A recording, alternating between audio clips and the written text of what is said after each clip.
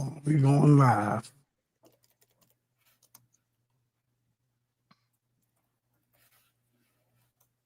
We live right now, but hold on. Trying to straighten something out.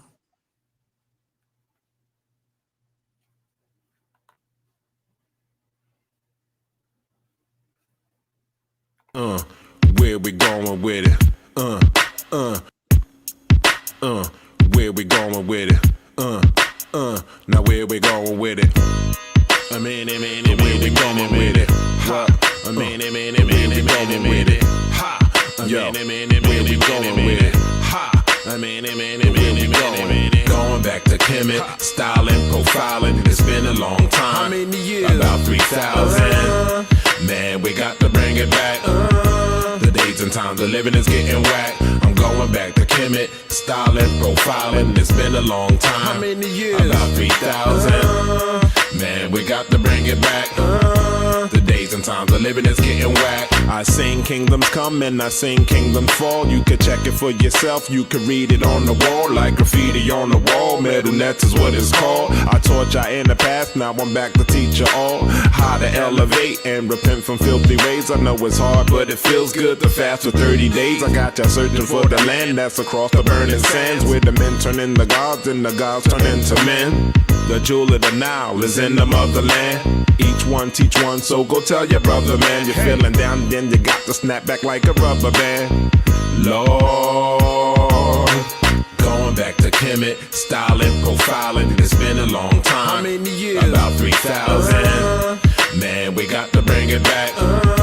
The days and times of living is getting whack. I'm going back to Kemetic, styling, profiling. It's been a long time. How many years? About 3,000. Man, we got to bring it back. The days and times of living is getting whack. Hey. All the words I chant when I come forth by day. From the night, the sacred long time. How many years? About 3,000. Man, we got to bring it back. The days and times of living is getting whack. Too many youth wanna ride and die. I try to tell them about the I and I. In my presence, I got y'all feeling divine essence. I come through dropping jewels that's full of timeless lessons. Not Egyptian, I'm Comedic, spitting poetic relics from the highest mind. Look to the skies to find where I am headed. I come when I be spitting, y'all be playing, hating me. I don't know, probably cause I'm serious like A and B. Bang, bang. All right, tonight. Going back to Kemetic tonight. Hey, Jabari, man, I got a few challenges I got for you, man. I got a few challenges. Yeah, I got to challenge you on a few things. Okay. I would like to see what you say. I already challenged Asar. I challenged Smash Rockwell. So I'm going to challenge you and brother Reginald tonight after we finish, after we get it in. So peace and blessings, everybody. Hotep, everybody out there. You already know what it is. Y'all know who Reginald Martin is. He made his debut going at Elder Yara. You remember that? All right, killing it. And of course, we got the champ in the building today. What's going on with you, brother Jabari? I'm good. We were just talking before we went live about the fact that I had completed reading student essays for their first essay, and they had their midterm, and so I submitted grades for that portion of the class. It's been busy, but it's been good. And I'm really planning to, I'm not going to Kemet this year, so I'm going to do a lot of national trips. Hey, brother Reginald, have you been to Kemet yet? Haven't been there yet. All right, so you need to talk to this man right here. End of the year. Talk to this man right here, Jabari.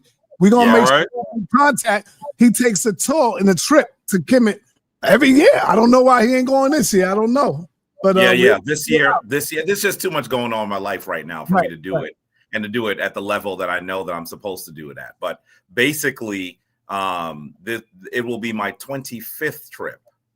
I've been taking over 4,000 people. Yeah, so we'll definitely schedule for 2026, and I'm hoping to do Ghana in the fall as well. So. And a lot of national trips. Sa.neter, have you seen what is happening to the African American Museum of History and Culture? No, but before you speak on it, let me welcome in our other brother, Our Yes. other brother, Yo, peace, family. Cosmic what's up? Sankofa, is in the building. Peace. His young brother Peace, Cosmic. peace, And peace. I challenged Sankofa today, Jabari. So I got to challenge y'all brothers up in here. Challenge? What challenge is he talking about, Sankofa? What's going on? What's going on? No. He said to well, actually, this is an honor to be up here with you, brothers.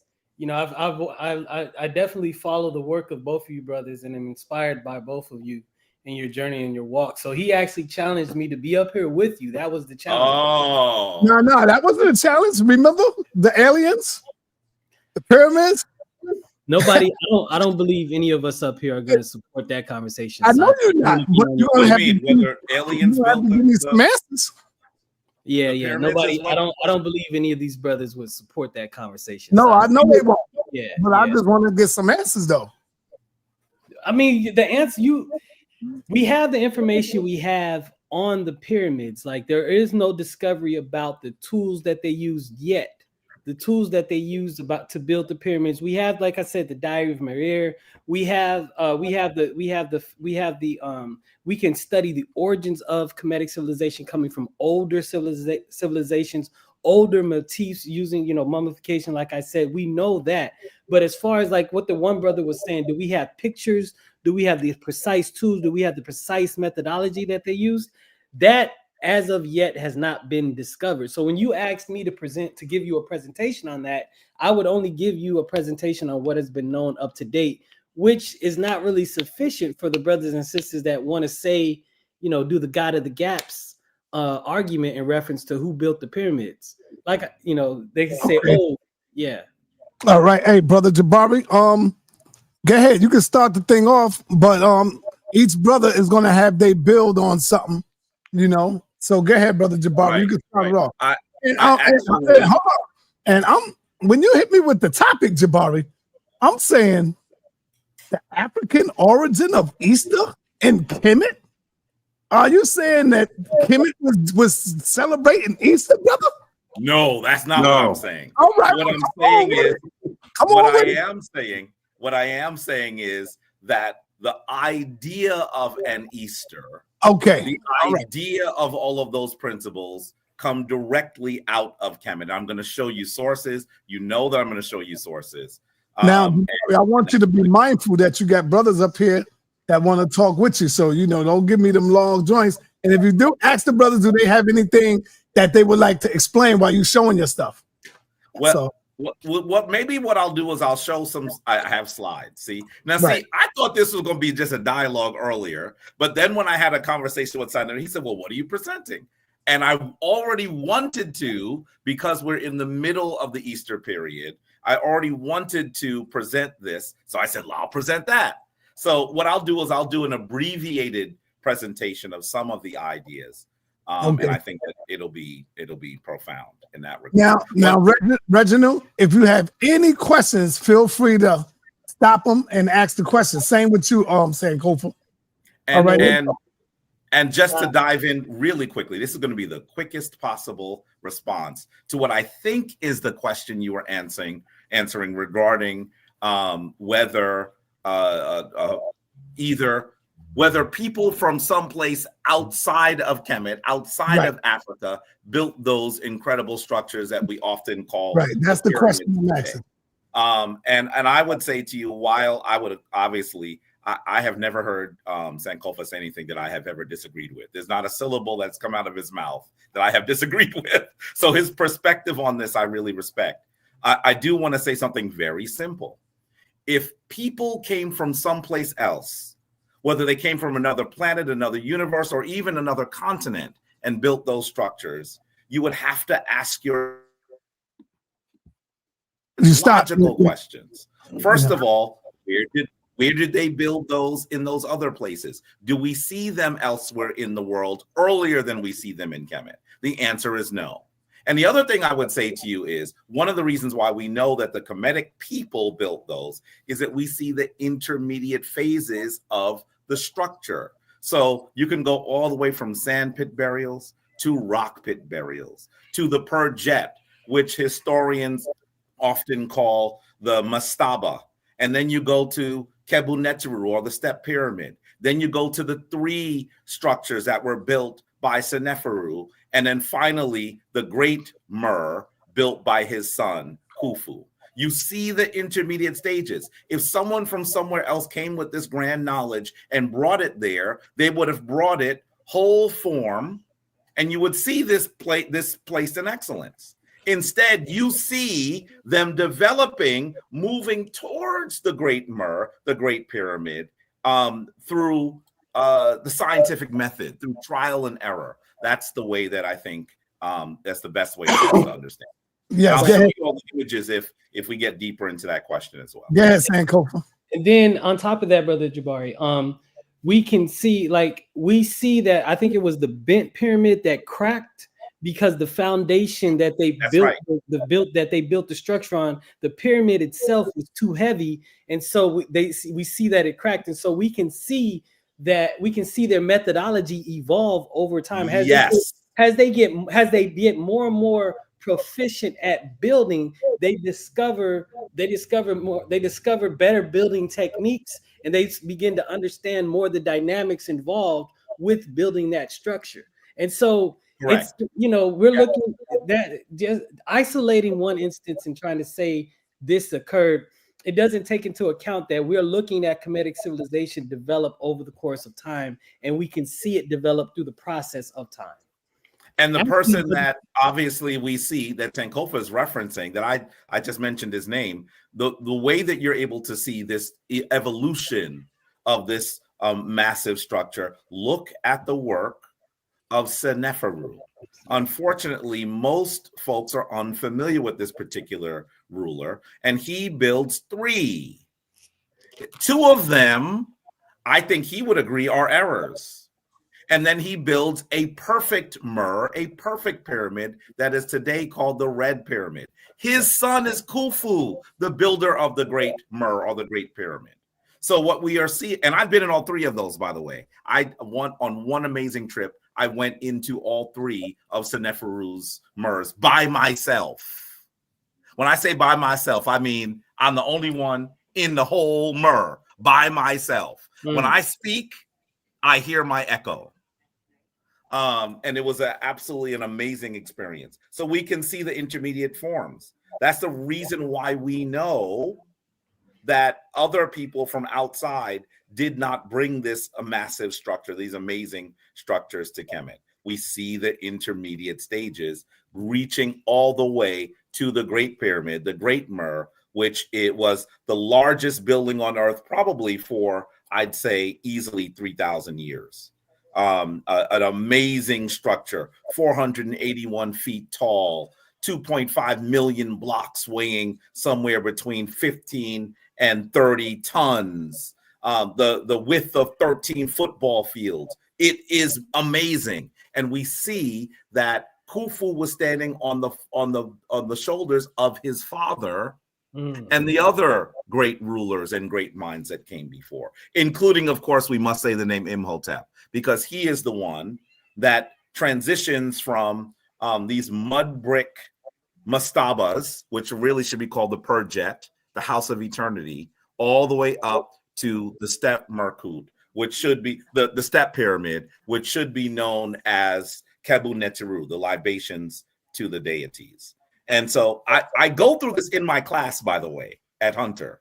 We go through it over the course of one session. We focus just on the Mer builders. And I explain to them that we understand that foreign people or aliens did not build those structures because of what we're able to tell. How they built it exactly, that is still something that perhaps may be lost to the ages. But we have some good theories, but they are theories. We don't have a definitive answer. You're muted, Sa. Brother Reginald, you want to add on to that, or? No, I mean, I go more from a metaphysical perspective, on a lot of these. So, and I know I did have a question on that, Jabari, as far as do you agree with the age of that they've dated the pyramids around 6,000 years old? Because I've seen other stuff that I've studied, and this has been a long time, where the pyramids could be, 30 to 50,000 years old. I don't believe that. I think that the current ages that most historians are utilizing are probably pretty decent. I don't believe that they are much older than they were. We have lots of reasons to understand why they are the age that they are. We have records that describe when some of them were built. So we have a good sense of why. So, for example, we know who built the Kemetic, the step pyramid, which is the world's first pyramid, the world's first Mer. By the way, you might hear me struggling to continue. I use the word pyramid because that's the word that most people are familiar with, but I don't generally like the term. It is obviously a Greek term that came into existence because when the Greeks got there, they thought that those structures, one of the possible origins of the word pyramid is from a little rice cake that they use. You cannot call one of the most amazing architectural and engineering feats in the world by the name of a little Greek rice cake. If you're doing that, you're barking up the wrong tree. So that's part of it. But I don't believe that they're older than they are. I believe that we have good evidence to understand who built the step Mer or Kemetic. We know who built. We're pretty definitive about sa.neter building those three Mer. It's possible the first one was built for his father or his stepfather, Huni. But we are pretty clear on when they were built and who they were built by. We're pretty clear. All right, so come on, brother Jabari, let's get it in. Yes, we got a Christian brother in the building, brother Keon, and I'm quite sure he's anxious to see how his Easter bunny have come into existence, brother. Why are you antagonizing the brother? Hey, brother Sa, I actually do have I don't have a presentation on anything related to aliens, but I do have a presentation on the pyramid of Unas and the African epistemological approach of the pyramid text of Unas. How it's a and ritualistic ceremony. All right, let me know when we're ready. Let's get it. So we can do that in this part of the conversation as well. Sure. Did you want to say more about Unas before we jump into Easter? No, we can go. I'll wait for my time. Okay. So let's jump in, right? I one of the reasons why I want to really present this to the community, and much of this I actually presented earlier, but it's been several years, and I have found that if you don't continue to discuss these things, what ends up happening is people are not able to do the continued research, right? And so I'm doing it again, and I want to show sources, and I want people to enter into a dialogue. Church in the background. Say again? That's Calvin Butt's church in the background. Yes, it is. What's the name of that church, brother sa.neter? Come on now. Abyssinian Baptist Church. Abyssinian Baptist Church. It's an important institution. Perhaps it's the most politically significant spiritual institution in New York. It's an important place. And you will see some images of queens dressed to the nines, as they said, as my elders used to say to me, coming to church on Easter. Easter has been significant in the Christian tradition for thousands of years, and it is significant in our community. I could have easily also shared the picture of a young Jabari Osaze, of course, then Corwin Jacobs, wearing his bell bottoms with his bow tie back in the late 70s. My parents worked very hard to dress their children. My parents did not have a lot of money to dress their children in their best to go to this date, which is, if not the first, at least then the second most important day in the Christian calendar. So this is significant to us. And you're going to see there's a long tradition of people in our community. And I am certainly not here to say that they should discard anything. What I am here to say is when you have a better understanding of the origins of things, then you can better understand what you are doing, what you should be doing, and you're able to debunk the things that you have been told. So look at these sisters and then take a look at this. Look at that. Now, this, I believe, is from the 1940s. And you're going to see that these sisters are still dressed to the nines, going to Easter. Can you see the sign in the background? Sa.neter, once again, in Harlem. This is in Harlem. Mm-hmm. This has been a long-standing tradition in our community. What is its origin? What is its importance to people of African descent? Perhaps if we had a better understanding of how these things came into existence, we would actually truly come to a stronger position within all of the things that we are doing today, whether we are going to be Christian or not. If we understand that these concepts had their origin on the continent of Africa, with the dusky souls that we call the African, we would actually be able to embrace or not embrace these modern traditions in power. So, and once again, I don't know if you know, this is from a few years ago, but I want you to know that every year, the television program that has the highest ratings after the Super Bowl. The Super Bowl is usually the television show that has the most ratings every year. And of course, we know that people are searching channels, networks fight over the rights to actually air the Super Bowl. But after the Super Bowl, the highest rated show is the Ten Commandments. And ABC has owned the rights to the Ten Commandments. It is so interesting that this has become part and parcel in many ways of American culture. I know that as a child, my father would put on the Ten Commandments and we would watch it. So this has been a really important part of the culture. And of course, the Ten Commandments is a Western portrayal of the Hebrew people being enslaved in Kemet and their battle with Pharaoh, as they would say, to escape Kemet. And this is Passover, the Exodus, and it leads into Pesach. I'll talk more about that. Leads into the concept that becomes Easter. Where does all of this come from, and how important is this? So this is of critical importance for us to understand. Okay.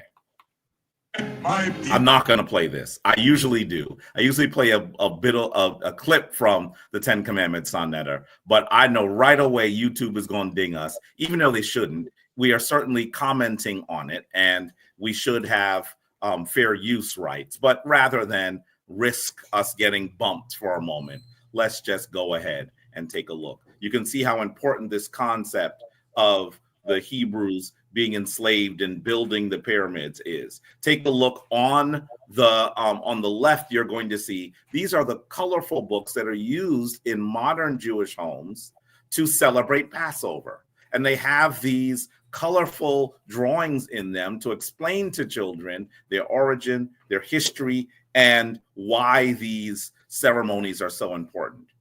And so you'll notice as you look there, you can see the supposed Egyptian with the whip, forcing these individuals to build what? Can you see that in the background, sa.neter? To build the pyramids. This is the concept. Yeah. Is still being taught today.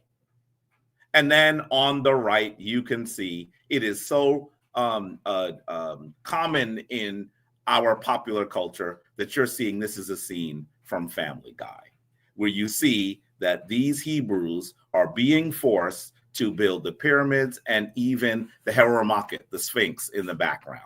Very, very common. And we need to deal with these concepts. In fact, when you go to Modern institutions, let's consider just hospitals for a second. Mount Sinai Beth Israel is one of Manhattan's most revered hospitals, right? One of Manhattan's most revered hospitals. When you enter the building, when you enter a room, when you enter any major section, you will see this. What is it? I'd love for someone to tell me what this is. Let's see, you type it in the chat. Brothers that are here with us, if you're with me, you might, if you're familiar with it, tell me what you know about it. What is this? You'll see it nailed into the doorway, and you'll actually notice that this is actually part of the important concepts that come from Passover, that come from the Exodus into the modern world. This is how this is conceived. And you should understand that Jewish people, for the most part, have had this as part of their concept for such a long period of time that if you even look out the Mount Sinai logo, I believe that we are seeing a reference to the Murs of Giza. Can you see that? Can you see the logo? Oops, wait. The logo to me may well, and I have no proof of this, I haven't asked Mount Sinai, but whenever I enter and I look at this, I believe that this is a reference to them having built the Murs of Giza. Can you see that there are two there, and then the two create one? Can you see that? This is common. I see Marcus Porter says that this is the mezuzah case. Yes, what is the mezuzah? You should know that the mezuzah is actually a small vessel that is tacked into doorways to remind folks as they enter these spaces of the moment in the Torah and in the Bible where God tells the Hebrews to mark their doorways with blood so that the angel of death will pass over their homes and kill the firstborn of everyone in Kemet. I have always had a challenge with this story, even when I was a young Christian, because it tells me that the God that I worshiped has no problem with the killing of innocents. And that's an issue to me. It's an issue to me that the firstborn of all of the country are killed in this narrative. And it even says, if you read the passage, that the firstborn of the prisoners in Pharaoh's jail, also they die too. Imagine if you disagree with the king of Kemet. You disagree and they stick you in jail. You telling me that your firstborn has to die too? Really? I don't even agree with the dude. My firstborn has to die? How about the firstborn of the animals? They die too. The firstborn males. This is the killing of innocents. And to me, it really, really is something that has always been disturbing to me. Well, that mezuzah I believe it's also called a cloth, by the way, has a scripture in it that is to remind people of the time that they were told to place blood on their lintel, on their doorways, to ward off the angel of death. And without going extensively into this, I just need you to hear that while so many people believe that enslaved Hebrews built the Murs, built the pyramids, that we have a lot of evidence of who the builders were. What you're seeing here is an excavation of one of the workers' villages. We know who built these structures. We know how much they got paid. We know who their families were in many instances. We know what they were eating. We know that they were doing quite well, that they were actually being paid more than the average person would. We know that they ate very well. When you said you know what they were eating, who y'all you talking about? The Kemetic people or the workers? I'm talking about the Kemetic workers who built the MERS. Oh, okay. And how do we know what they're eating? Yeah. Anthropologists and archaeologists do fecal matter studies. You can actually look for in the ground and look for what people leave behind when they go to the bathroom, and you can tell what they were eating. We know that they ate well. We know what their rations were. This is important. This is important. So here is part of what we hear about these Hebrews being forced to work in Egypt, in the Bible, in the Torah. This is actually coming from Exodus 1:6-13. It says, and they built for Pharaoh treasure cities, Pithom and Ramses. But the more they afflicted them, the more they multiplied and grew. And they were grieved because of the children of Israel. And the Egyptians made the children of Israel to serve with rigor. And they made their lives bitter with hard bondage in mortar and in brick and in all manner of service in the field. All their service wherein they were made to serve was with rigor. So this is the idea that we actually see them being forced to work. By the way, the Bible does not particularly say that they were forced to work on the MERS. I'm going to get some Ethiopian or some. Is someone speaking? Definitely, there's the idea that they were forced to work, and we know that biblical scholars now regard this as legendary. They regard this as not literal, as mythological. So take a look at, and I have used this quote so many times. Listen to this quote. It comes from Moore and Kelly, and it is in their 2011 book, Biblical History in Israel's Past, The Changing Study of the Bible and History. This is on page 81. It says, most histories of ancient Israel no longer consider information about the Egyptian sojourn, the Exodus, and the wilderness wanderings recoverable or even relevant to Israel's emergence. More important is the fact that no clear extra-biblical evidence exists for any aspect of the Egyptian sojourn, Exodus, and wilderness wanderings. There are some of you who may actually disagree with me on this, but I want you to understand you're not actually disagreeing with me. You are disagreeing with biblical scholars. The majority of biblical scholars now no longer believe this because they've searched for evidence for over 200 years and they found none. And many of the things that they actually read from the biblical narrative are actually not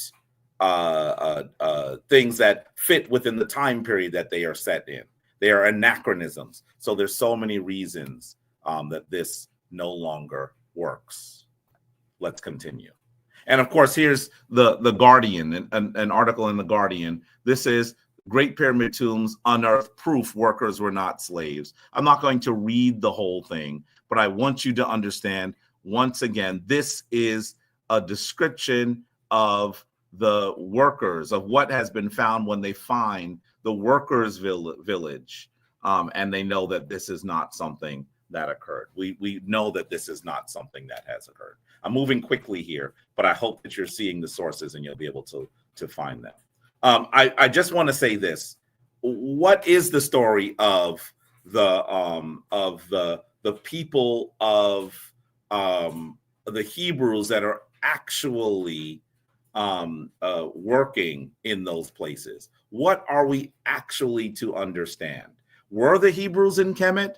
I think that we should say that they likely, that indubitably, I think we can say they were. And they're generally the people that we would consider the Hyksos. And they enter Kemet somewhere around 1900 BCE. And we actually see an image of them entering that is recorded in a Kemetic tomb of a high official known as Khnum Hotep. This tomb is in the area oh goodness, what's the name of that city? Isud, I believe, is where it is now. And I want you to understand that as you look at this, you're going to see, by the way, here is part of the actual drawing. The other one was the was a drawing of what can be seen, but here's the actual drawing from the tomb, where you'll actually see the Hyksos being led into Kemet, actually of their own volition. It is said that they had a famine in the place where they were, and now they are actually allowed to come into Kemet. And we can see that these people, after coming into Kemet, then begin to take control of Kemet. They take control of Kemet. And you are seeing the rest of the mummy, the sa of the king who tried to fight against the Hyksos. His name is Sekenera Ta'a II. And he does not do well. He is killed almost immediately in battle with the Hyksos.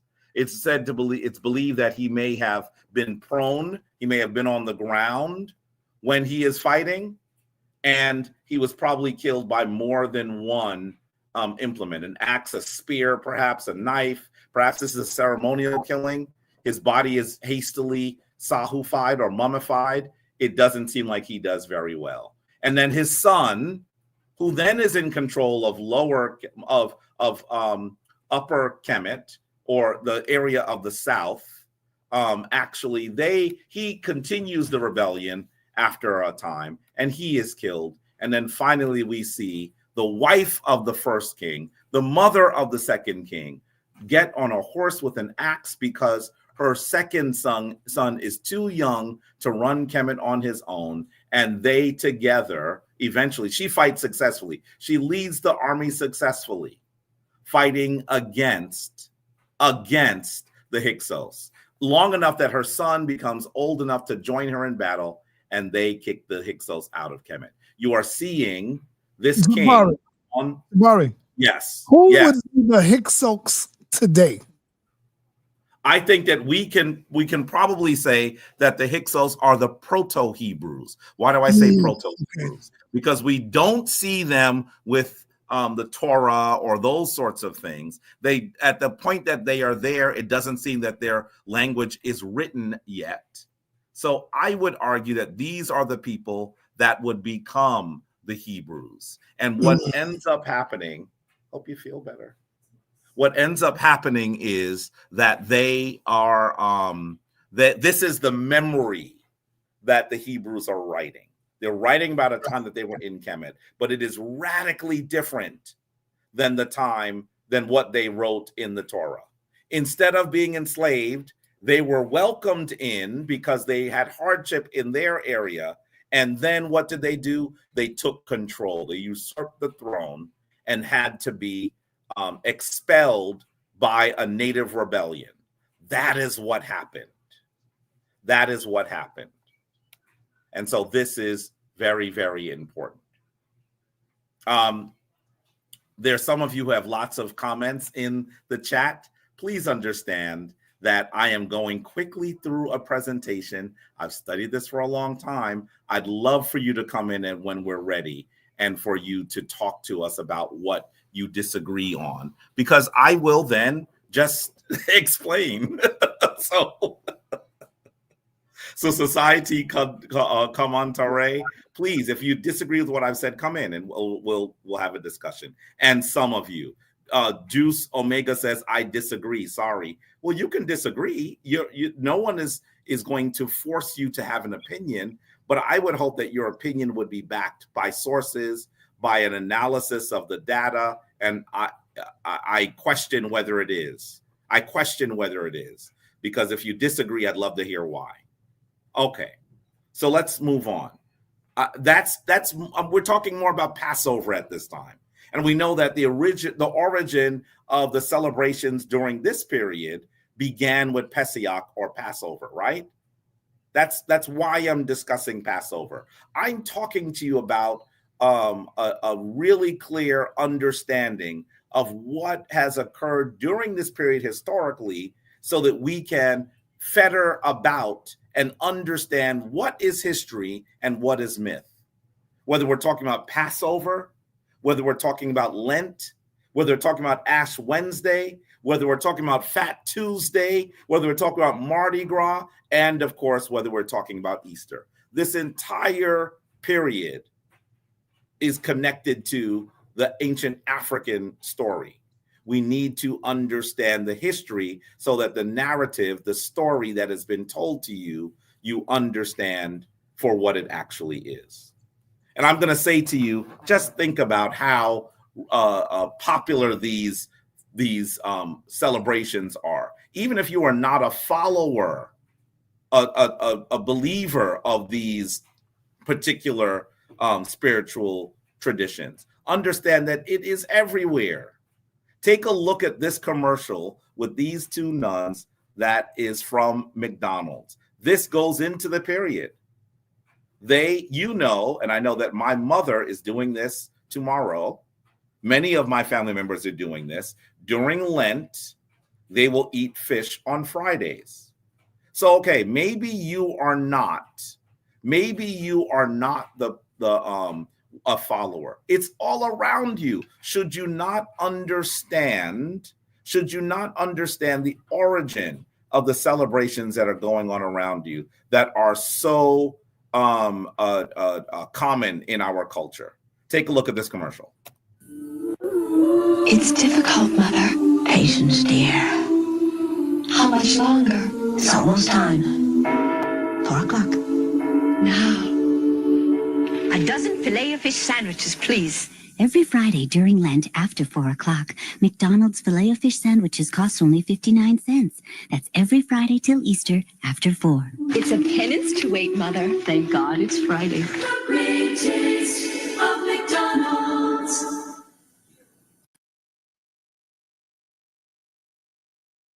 Everywhere. This is everywhere. This concept, these traditions that have come down and have become so ingrained in the culture of the modern world, and certainly the culture of the United States, are all over. You don't need to be Christian. You don't need to be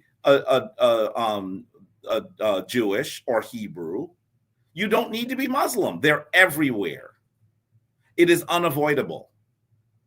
And so we had better understand what is happening. I'm going to move forward a little bit here. I'm not going to talk as much about Ash Wednesday, but I want you to just for the sake of time, but I want you to think about Lent for a second. Many Christians are celebrating Lent. sa.neter, if you're driving around Harlem tomorrow, you're going to see crowds of double parked cars, even more than normal, around all of the seafood restaurants and seafood places in Harlem. Why? Because during Lent, many people practice Lent in this way. Jabari, to keep it 100, I'm guilty of that as well. You know, on Fridays, I go and get me some fish, fish Friday. You know what I'm saying? So I keep it a buck with you. I'll be going. Now, let me say to you, sa.neter, the reason why you do that is not because you're a Christian. It's because it's so ingrained in the culture of the country you live in. Yes, I go to the fish store, and hey, Jabari, you're right. The line is crazy. It is insane. You know the most famous fish. You know famous fish, right? Of course I do. There you go. You know they're on 116th Street. Yep. Okay, so you know what I'm talking about.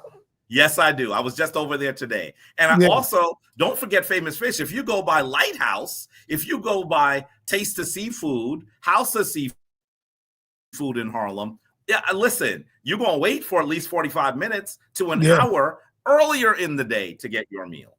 Yep. You could call it in and wait for a long period of time. Why? Because this is common in our community. So we should have a better understanding of it. So take a look. Is Lent, is this 40-day a solemn period leading up to supposedly the resurrection of Jesus Christ? Is this actually something that is Christian? I'll tell you, there are billions of people around the world who are actually celebrating it right now. Right now. Listen to what John Cassian, early Christian monk and author who lives in the 4th and 5th centuries of the Common Era. You can see the dates on the screen. Listen to what he says about Lent. He says in his book that has been translated in 2012, the book is called The Sacred Writings of John Cassian. So it's a collection of his writings. But you'll actually see Jazzy B. Verlag translates it. He says, it ought to be known that the observance of Lent did not exist as long as the primitive church retained its perfection unbroken. What is he trying to say? He's saying that Lent is not Christian. In fact, he is upset that there are Christian, right at the time that he is alive, that are practicing it. He's saying that Lent is a sign that the primitive church has lost its perfection. It ought to be known that the observance of Lent did not exist as long as the primitive church retained its perfection unbroken. Fascinating. How about what Athanasius says? And this is from the book, The Festal Epistles of St. Athanasius, Bishop of Alexandria. This particular book is from 1854. Now, St. Athanasius actually lives in the 3rd and 4th centuries of the Common Era. Listen to what he says. He says, but I have further deemed it highly necessary and very urgent to make known your modesty, for I have written this to each one, that thou shouldest proclaim the fast of 40 days to the brethren, and persuade them to fast. In that end, while all the world is fasting, we who are in Egypt should not become a laughingstock as the only people who do not fast but take pleasure in those days. So think of it this way. You are seeing that John Cassian is saying this is it's terrible that the church is practicing Lent, but you can see earlier St. Athanasius saying, well, everyone else in the world is practicing Lent. We should too. Everyone else in the world is practicing Lent. We should too. Is this truly a Christian tradition? Well, let's go further. This is from the Ecclesiastical Observer, number 1, volume 29, from January 1st, 1876. This is you can describe it as the scholarly newsletter for the church itself. Listen to what they say about Lent. This is once again 1876. This is over 100 years ago. Let's read. The state church, like its mother of Rome, is still busy with Lent superstitions. Lent superstitions, they call it, derived from paganism. That festival of the 3rd or 4th century, now designated Easter. Wait a minute. Are you hearing what they are saying? These are Christian leaders writing about Lent and Easter. Let's continue. That festival of the 3rd or 4th century, now designated Easter, was widely different for the Easter of the Church of Rome and was not known at that time by that name. It was called Pasek or Passover. Now you can see why I started with Passover. Some of you were saying, that's Passover, not Easter. These traditions are connected. Sometimes folks type a lot and should be listening. And you know what's crazy, Bobby? You know what's crazy? Yes. These Israelites don't even know the history of this stuff. No, they don't. The way you go in right now. People don't. And one of the reasons why they don't, sa.neter, is because they read the Bible and they read it extensively. That's good. You should read your book. But one of the things that they don't necessarily do is study the history of the church, the history of the Bible, the history of the Torah, the history of the traditions that led to those books. That's the problem. Those books don't include a historical narrative. This is the historical. These are the highest level practitioners at the time talking to you about the origin of the traditions that so many of us have taken for granted. Let's continue. It was called Pesach or Passover, and though not an apostolic institution, was very early observed by numerous Christians in commemoration of the death and resurrection of the Savior. It was, however, not preceded by a Lent. The 40 days of abstinence of Lent was borrowed by the worship of a Babylonian goddess. Interesting. The Yazidis, or devil worshippers of Kurdistan, still observe it. Humboldt shows that the pagan Mexicans observed a Lent of 40 days, beginning 3 days after the vernal equinox, in honor of the sun. Now listen to this last sentence.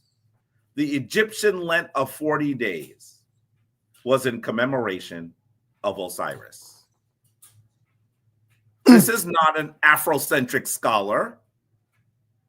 This is a high-level Christian, this is a high-level discussion of Christian leaders talking about the origin of the traditions that their followers are involved in. Listen. Egyptian Lent of 40 days, obviously older than the other things they mentioned, by the way, was in commemoration of Osiris. So they telling you that it all come out of Kemet. Yes, that's exactly what. They did it out of Kemet. This is from, once again, the Ecclesiastical Observer from 1876. You have to go deep. As we used to say in the 90s and the 2000s, sa.neter, you got to dig in the crates to get these things. Reginald and Sankofa, y'all should be screenshotting right now, man. You got to get in the crates for this. Yeah. And so this is what Christian leaders are saying about these traditions. 1876? This is from 1876, yes. This is discussion by Christian leaders about the fact that the earliest Lent that they can find was, as they call it, Egyptian. And it was a commemoration of Osiris. By the way, you should know, why is that? Because it took about 40 days to prepare a body for sahuification, for mummification. And so this was part of the great Comedic myth. There was a celebration that actually was commemorating the death and resurrection of Asar. That was 40 days. This is thousands of years before there is a Lent in the Christian tradition. Brother Jabari. Years. Yes. So you're familiar with West African tradition, right? Yes, I am. Isn't there another 40-day tradition that's still being practiced today in West Africa? My understanding is that, and I have not been to the area of West Africa where this is happening, but my understanding is that there's a 40-day practice celebration and partial fasting that occurs around a deity that is supposed to be buried in a tree. To me, this sounds like an allegory, something that has come from the practice of the celebrations of Asar. And I am looking forward to, Brother Sankofa, to go to those sections of West Africa where it's celebrated. I have not been there yet. I haven't found it in Ghana, and I've traveled in Ghana extensively, but I'm still waiting to see it.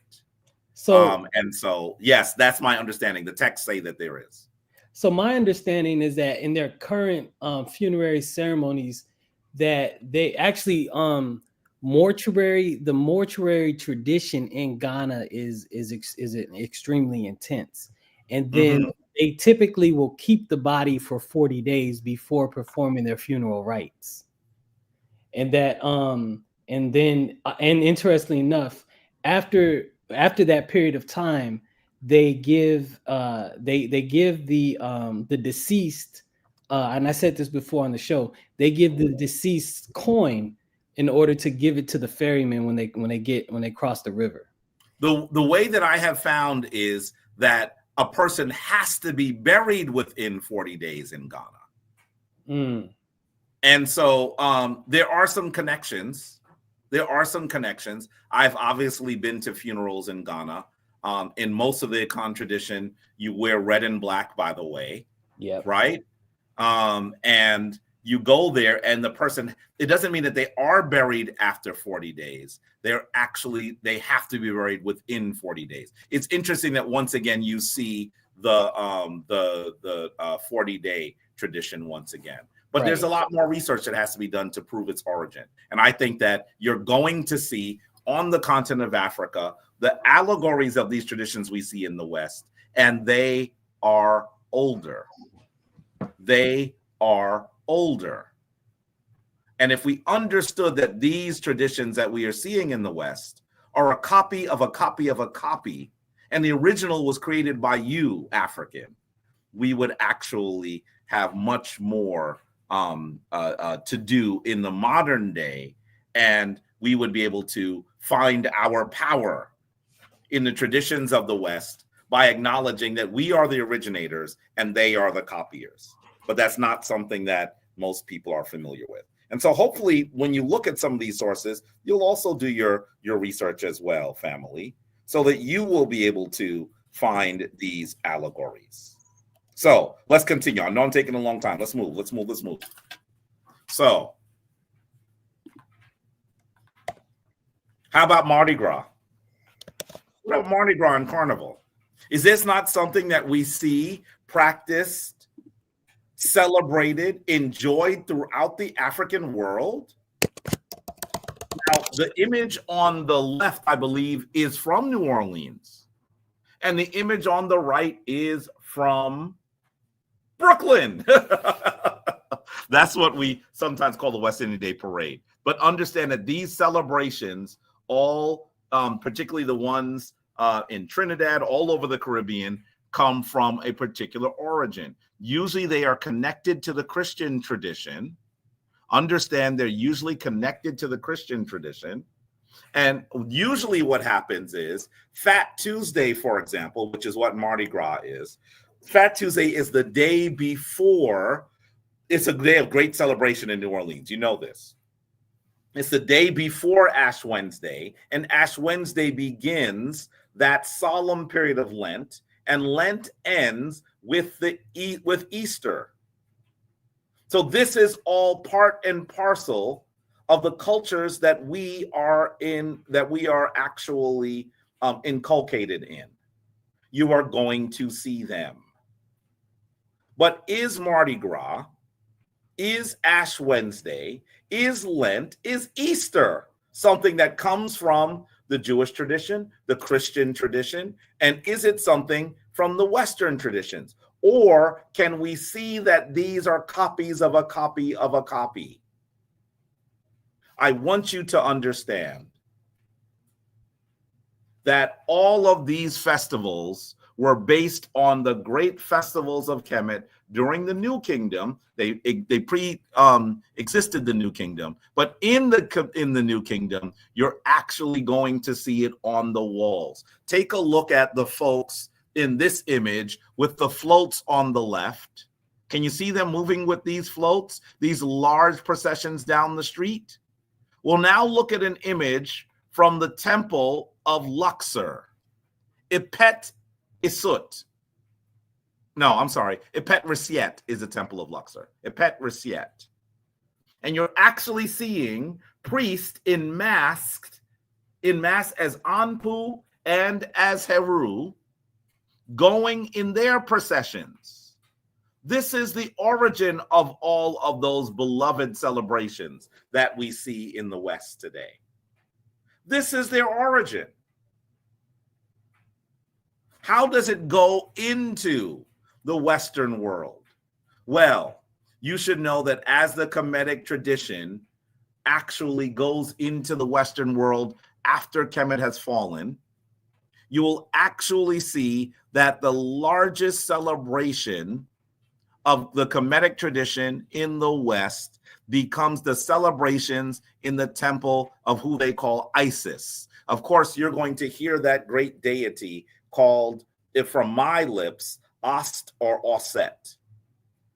Isis, the temple of Isis, was a powerful institution in the Western world. We see it in France.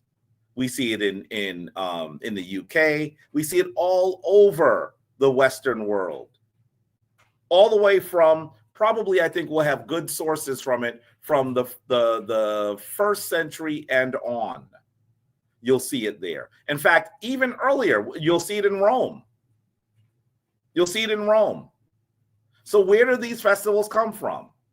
I want you to understand that the festival to Ast in Rome was called Navigium Isidis. Navigium Isidis. And the idea, this is a fresco in Italy, by the way, showing you what they believe the Opet festival, or the celebration of Ast, is actually in Rome. What ends up happening is Ast is seen as the lady of the oceans, of the water, of the rivers. And so there's this large festival that is a copy of the Opet festival that occurred in Kemet thousands of years earlier.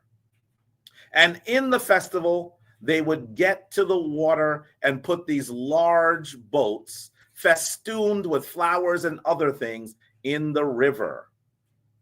Those boats were called Carus Navalis. Do you hear it, family?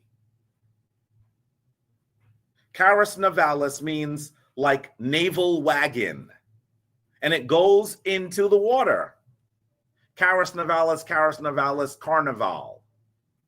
The word carnival is a later mispronunciation of Carus Navalis, which was the ending ceremony for Navigium Isidis.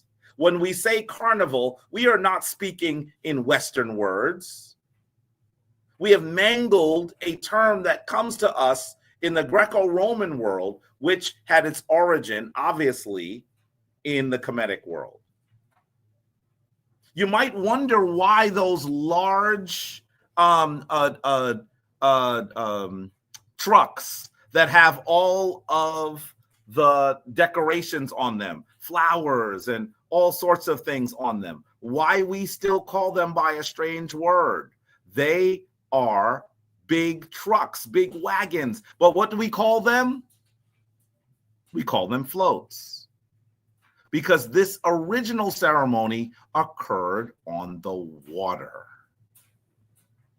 This is the origin of all of these traditions.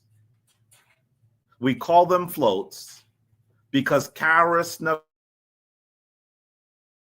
in fact, the Opet festival, the priests would walk the large solar boat, the large boat that had the image of the divine in it, to one of the temples, and then they would float it back on the swollen Hapi or Nile River.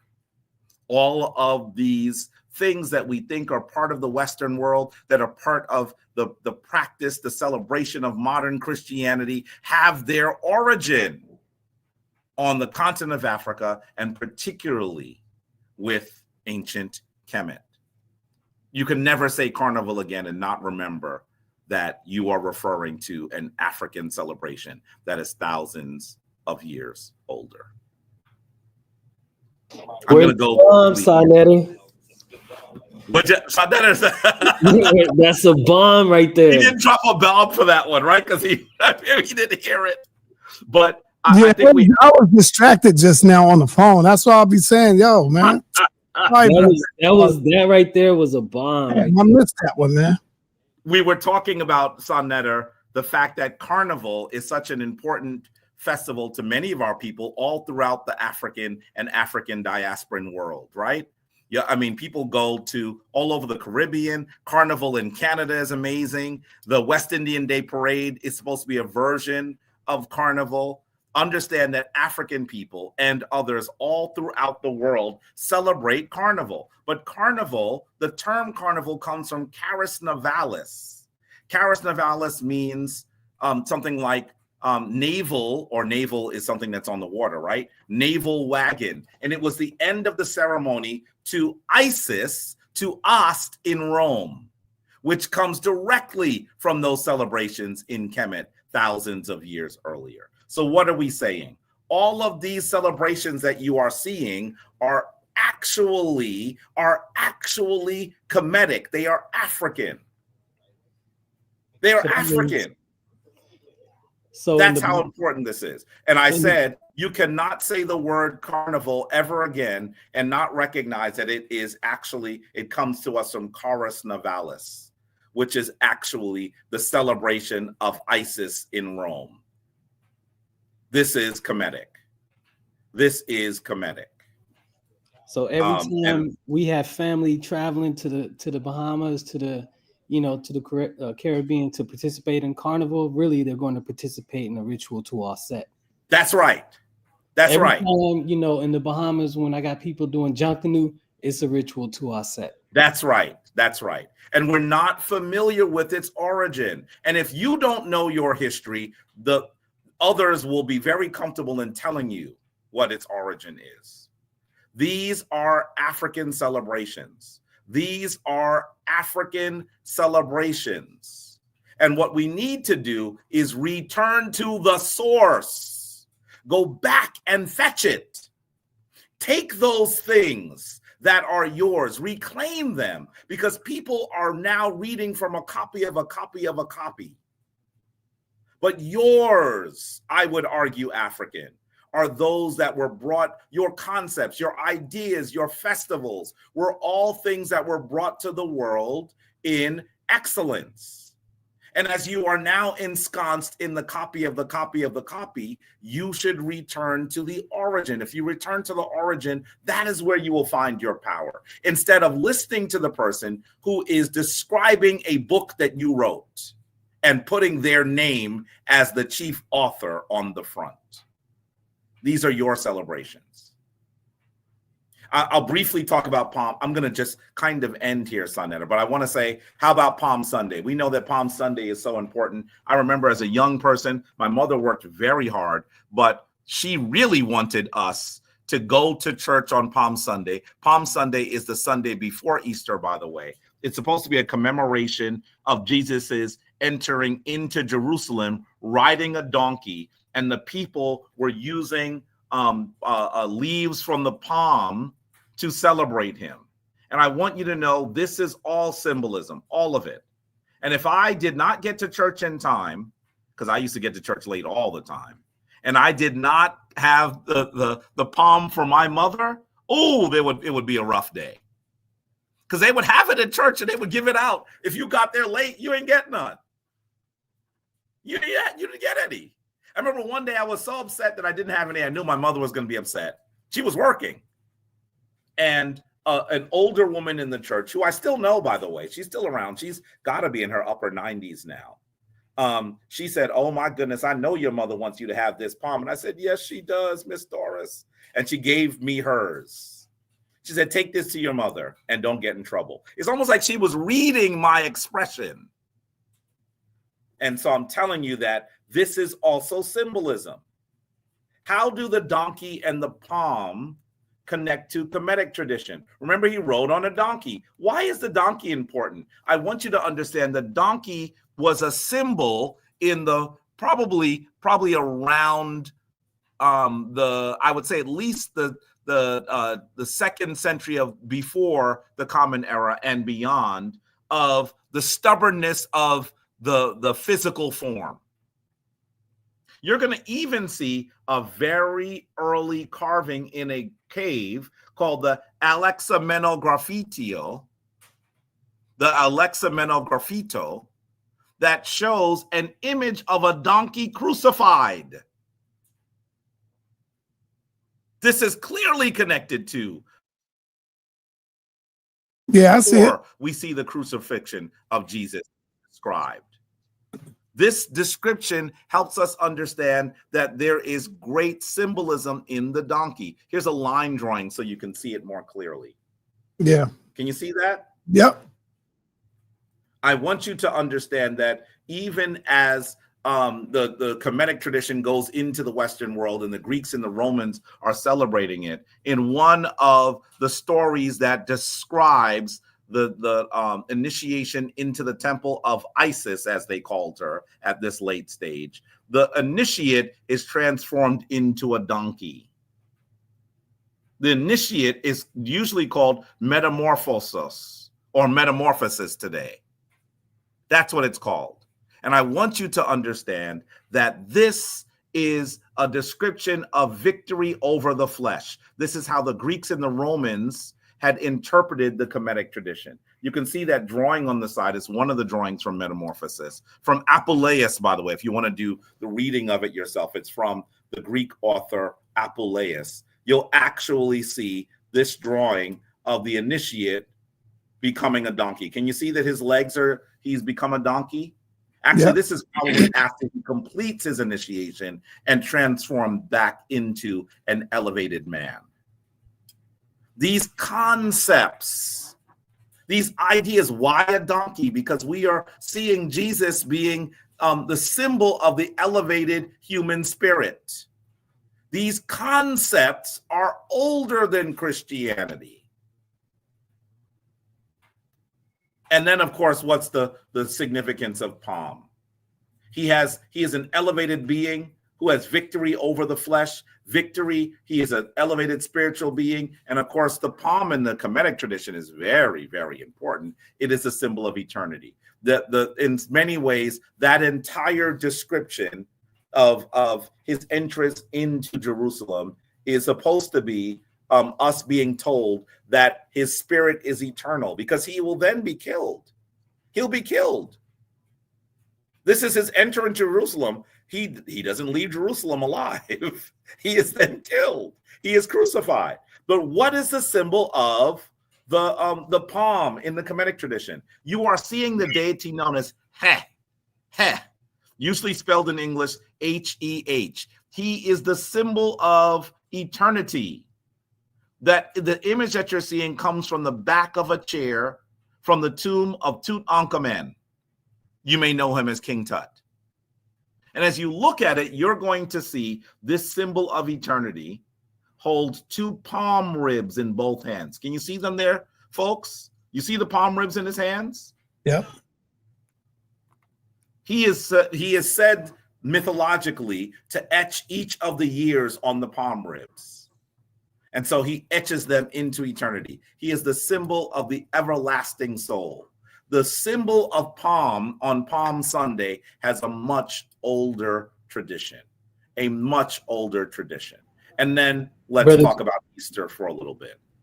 Brother Jabari, yes, please go ahead. I wanted to chime in just at least on the palm. In my now I've been able to study a Kemetic papyrus that shows that there was when Heru got his eyes gouged out, right? Yes. Now there's an alternative story there. We know Heru heals the eyes with milks, but there's another part in later on in the story after Heru gets his eyes back that Aset asks for a blessing from Ra, and then from that blessing the palm tree comes into being. Yes. In Upper Egypt, and so the palm tree is associated with Aset, which then still correlates with what you're talking about. Because it is after he receives his healed eye that he is impervious to death. Yep. So he is now an eternal being. These symbols, Brother Sankofa does tons of research, right? These symbols are actually ancient African symbols for the eternal soul. And this is the reason why we see Jesus riding in on a humble animal known as the donkey, receiving celebration with strips of palm, because it is an allegorical story telling us that Jesus will not die, that he is eternal. Yes, he is killed, but he cannot be extinguished. He is resurrected. That journey into Jerusalem is before he actually has his final supper, before he gives his final sermon on the mount, and then he is crucified. As you know, he is betrayed and then crucified. These are allegorical stories that have their origin in Kemet. Essentially what has happened, Brother Sankofa and Brother Reginald, is that what is happening is other people are now reinterpreting these ancient stories according to their own social and cultural mores. They're remixing it. But the origin is from you, African. The origin is from you. Are there palm trees in Africa? All over the place. There are lots of palm trees in Kemet. You'll see the palm trees in Ghana. They're all over the place. Yeah, of course they are. Yes. Yes. That's the reason why you're seeing this deity. By the way, this is not the only Kemetic deity who etches the years on the palm rib. You also see the Lady of Secrets, known as Seshat, doing the same thing as well. This is the symbol of the eternal human soul. Let's move. Really quickly, when we talk about Easter, I clearly that the word Easter probably has its origin in Ishtar. She is a goddess, a female deity from the area of Sumer, Babylonia, all of the Babylonian area. That's where she's from. And they'll even say that there is a Norse or even Anglo-Saxon deity, female deity known as Oestra, which is where we get the term Easter from, either one of these places. They are both deities. They are both deities of the spring. And this is one of the reasons why we see these celebrations in the modern Christian world, the modern Jewish world, the modern Islamic world. I'm not even going into the fact that along this time, we also see the Great Fast in the Muslim world. That, what do we know it as? What is the Great Fast in the Muslim world? sa.neter, you were just asking me about it. What is it known as? Say that again. What's the Great Fast in the Muslim world known as that occurs around this time as well? Damn. Come on now. We talking about Ramadan. We talking about Ramadan. Ramadan. Yeah. You asked me about it. But it moves up 2 weeks every year. So yes, it does. It moves around because I believe it's chosen by a lunar calendar. But understand it's in the same period. Why? Because all of this has an earlier origin. All of this has an earlier origin. But it's not with Ishtar and Oestra. These are two of the other traditions that actually have also accumulated this ancient wisdom that we first see in Kemet. By the way, I'm not even going into the rabbit. I do not have the time. I would love to. That's for a longer discussion. But I do want you to recognize that Easter is a time that is depicted, that is decided by looking at the heavens. And I know that as you look at the Christian tradition, they say you must not consult the heavens to understand how you should behave. Look at this Catechism of the Catholic Church. This is in the Catechism of the Catholic Church, paragraph 2116. It says, all forms of divination are to be rejected. Recourse to Satan or demons, conjuring up the dead, or other practices falsely supposed to unveil the future, consulting horoscopes, astrology, palm reading, interpretation of omens and lots, and the phenomena of clairvoyance, all recourse to mediums, all conceal a desire for power over time, history, and in the last analysis, other human beings, as well as a wish to conciliate hidden powers. They contradict the honor, respect, and loving fear that we owe to God alone. I want you to understand they are telling you that you must not consult the heavens to understand how to behave. How hypocritical is this?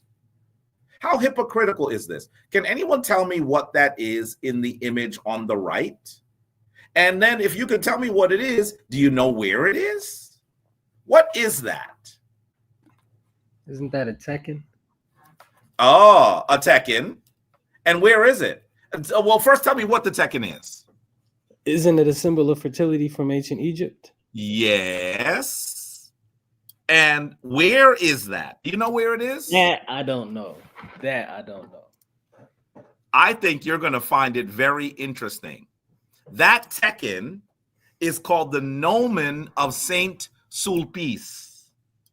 The Gnomon of Saint Sulpice. It is in a church in Paris. I have seen it myself. I was not able to take a picture because when I was there, services were going on and I was asked not to take a photo. This is called the Gnomon of Saint Sulpice. Can you tell me, anyone know what a gnomon does? What's a gnomon? That I don't know, brother. A gnomon is actually a device that is used to measure the rays of the sun and tell us about our calendar. So I told you that in the Christian church, they've told you you're not supposed to look at the stars because it is of demons, as you can see on the screen. But in fact, that symbol, which is a symbol from Kemet, was utilized by the priest in order to dictate a particular. Now listen, sa.neter, stay with us, because this is one of the biggest bombs that we could possibly drop. The priest and bishops in this church of Saint Sulpice in Paris used to use this gnomon. Let's be clear, it's a tekken. They would actually look at the movements of the sun, and what would they be able to tell based on the movements of the sun? What did they do? Anyone know? Time. Oh yeah, time, but a particular very important festival. When you hear it, you're going to say, what? Wait a minute, are they hiding this in plain sight? That gnomon, they would wait for the sun to alight at the very top of the tekken, and it would help them to decide when Easter was. Wait a minute. That's Jabari.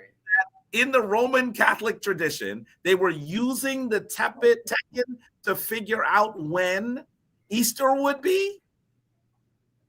Is that what you're telling me? Is that what you're telling me? By the way, I just noticed send Jason Holmes, a very, very astute brother who's also a member of my shrine, said they would determine what date Easter would fall on. Absolutely correct. That is what that is. By the way, Rasta TV, I'm seeing you say ancient Egypt is the first people who enslaved other people based on race. Nubians were enslaved by Egyptians based on their Negro phenotype. That's actually not true. That's actually not true. I know that that is what some have said, but if you ask them for their sources, if you ask them what they are saying, you're going to find that that's not true. It is in fact true that the Kemetic people had battles with people to their south. But during most of the time they had wars with the people in the south. Please understand that I teach this, right? I'm a professor of African history at Hunter College, right? And most of the time, Nubia, by the way, that's an anachronism, Kush was not one nation. It was groups of people on the south. And sometimes the Kemetic people would have disagreements with some and alliances with others. And they would be fighting against particular people that you might call Nubians while working with other Nubians at the same time, fighting against them as well. All right, brother Jabari, listen, Jabari. Yes. I don't like to tell you what to do, but if they behind is scared to hit the channel, hit the platform, don't even address them, bro. Well, what I behind the scene, you got to turn on your camera, Asar. They hide behind the scene, and I think the people are ready for some questions, brother.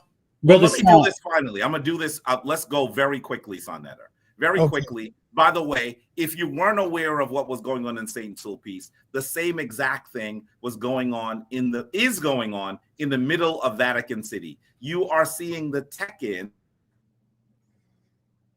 square. Notice the lines that come from it. Yeah. This is also a quote unquote movement, and the bishops would also use the movements of the sun to tell them when Easter is. You may know that Easter moves around. Why? Because it is the first Sunday after the first full moon of spring. It is the first Sunday after the first full moon of spring. Yet they told you that you must not look at the heavens to understand what is occurring. And that is exactly what they are doing. And they are using ancient Kemet. its symbols, its concepts, its mythology to dictate when their savior is resurrected. What? Did you hear what I said?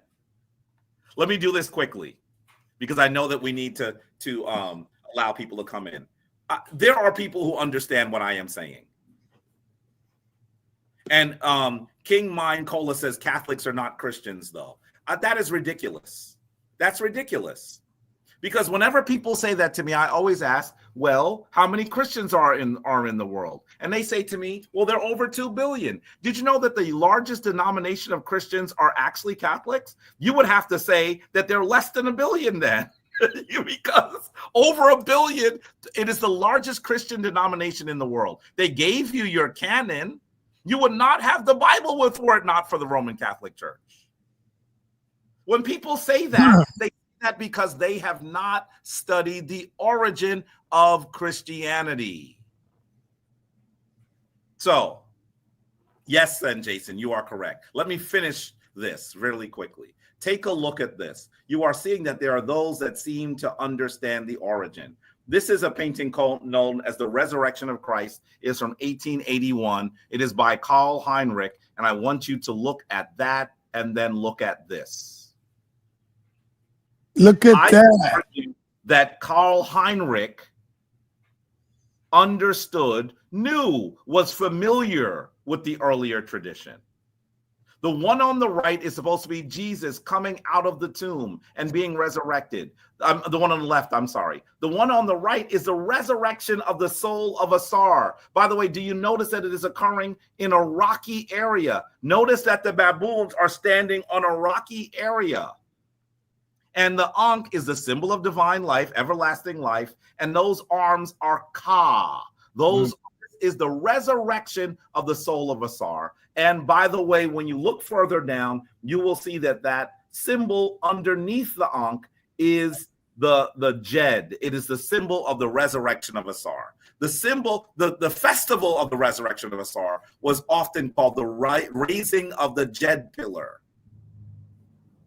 The raising of the Jed pillar. It is the resurrection of Asar.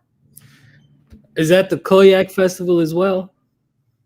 Yeah. The Koyak festival is part of it. Yes. It's in the same period. Yes. By the way, okay, I'm not going to respond to the rest of the chat because Come on, let me just continue really quickly. Listen to the description of the resurrection of the tomb. Resurrection from the tomb. You understand? Well, I'm not going to read it all. I'm going to tell you, obviously, you know what happens. 2 Marys and a woman named Salome go to try to prepare the body of Jesus as he has been buried in his tomb. And when they get there, they say, oh my goodness, we're going to prepare the body. But you have to understand that we can't even roll away the rock that has been put in front of the tomb. And when they get there, they recognize the rock is already moved. And they see a young man sitting on the right side, and they were afraid. Essentially, this body, this person is meant to be the spirit of Jesus. He tells them not to be afraid and to tell, and they are witnessing the resurrection of Jesus. And what happens? In one story, it says they were afraid and they told no one. And in another story, it says they told everyone. Why? Why is there this contradiction?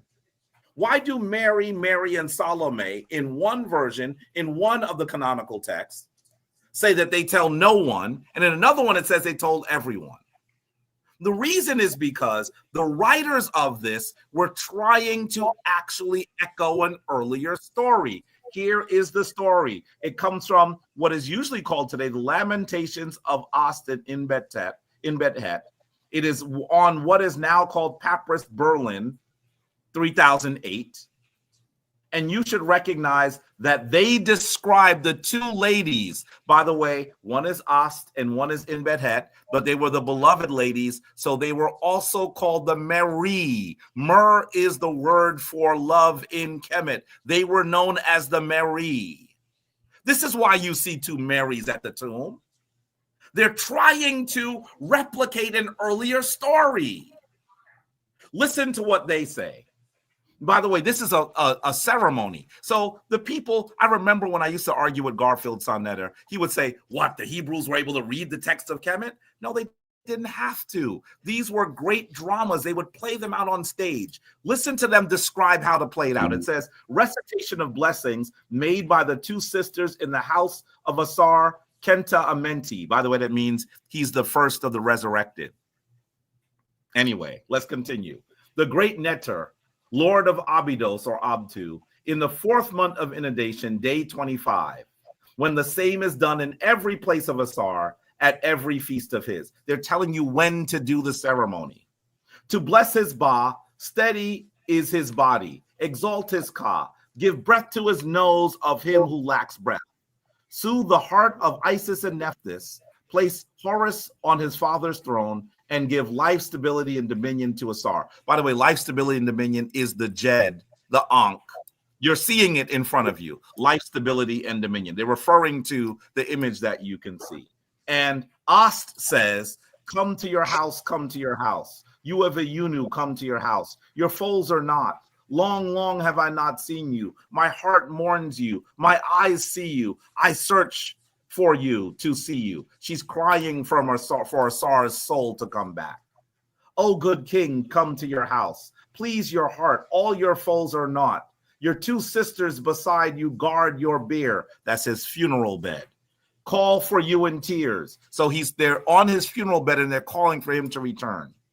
Turn around on your beard. See on your bier. See the women. Speak to us. King our Lord, drive all pain from our hearts. Your court of gods and men behold you. Show them your face. King our Lord. Our faces live by seeing your face. And then it says, now when this is recited, they're telling you how to do the ceremony, right? In public. Now, when this is recited, the place is to be completely secluded, not seen and not heard by anyone except the chief lector priest and the sem priest. One shall bring 2 women with beautiful bodies. They are pretending to be Ast and Inbethet. These are 2 women who are playing the role on stage.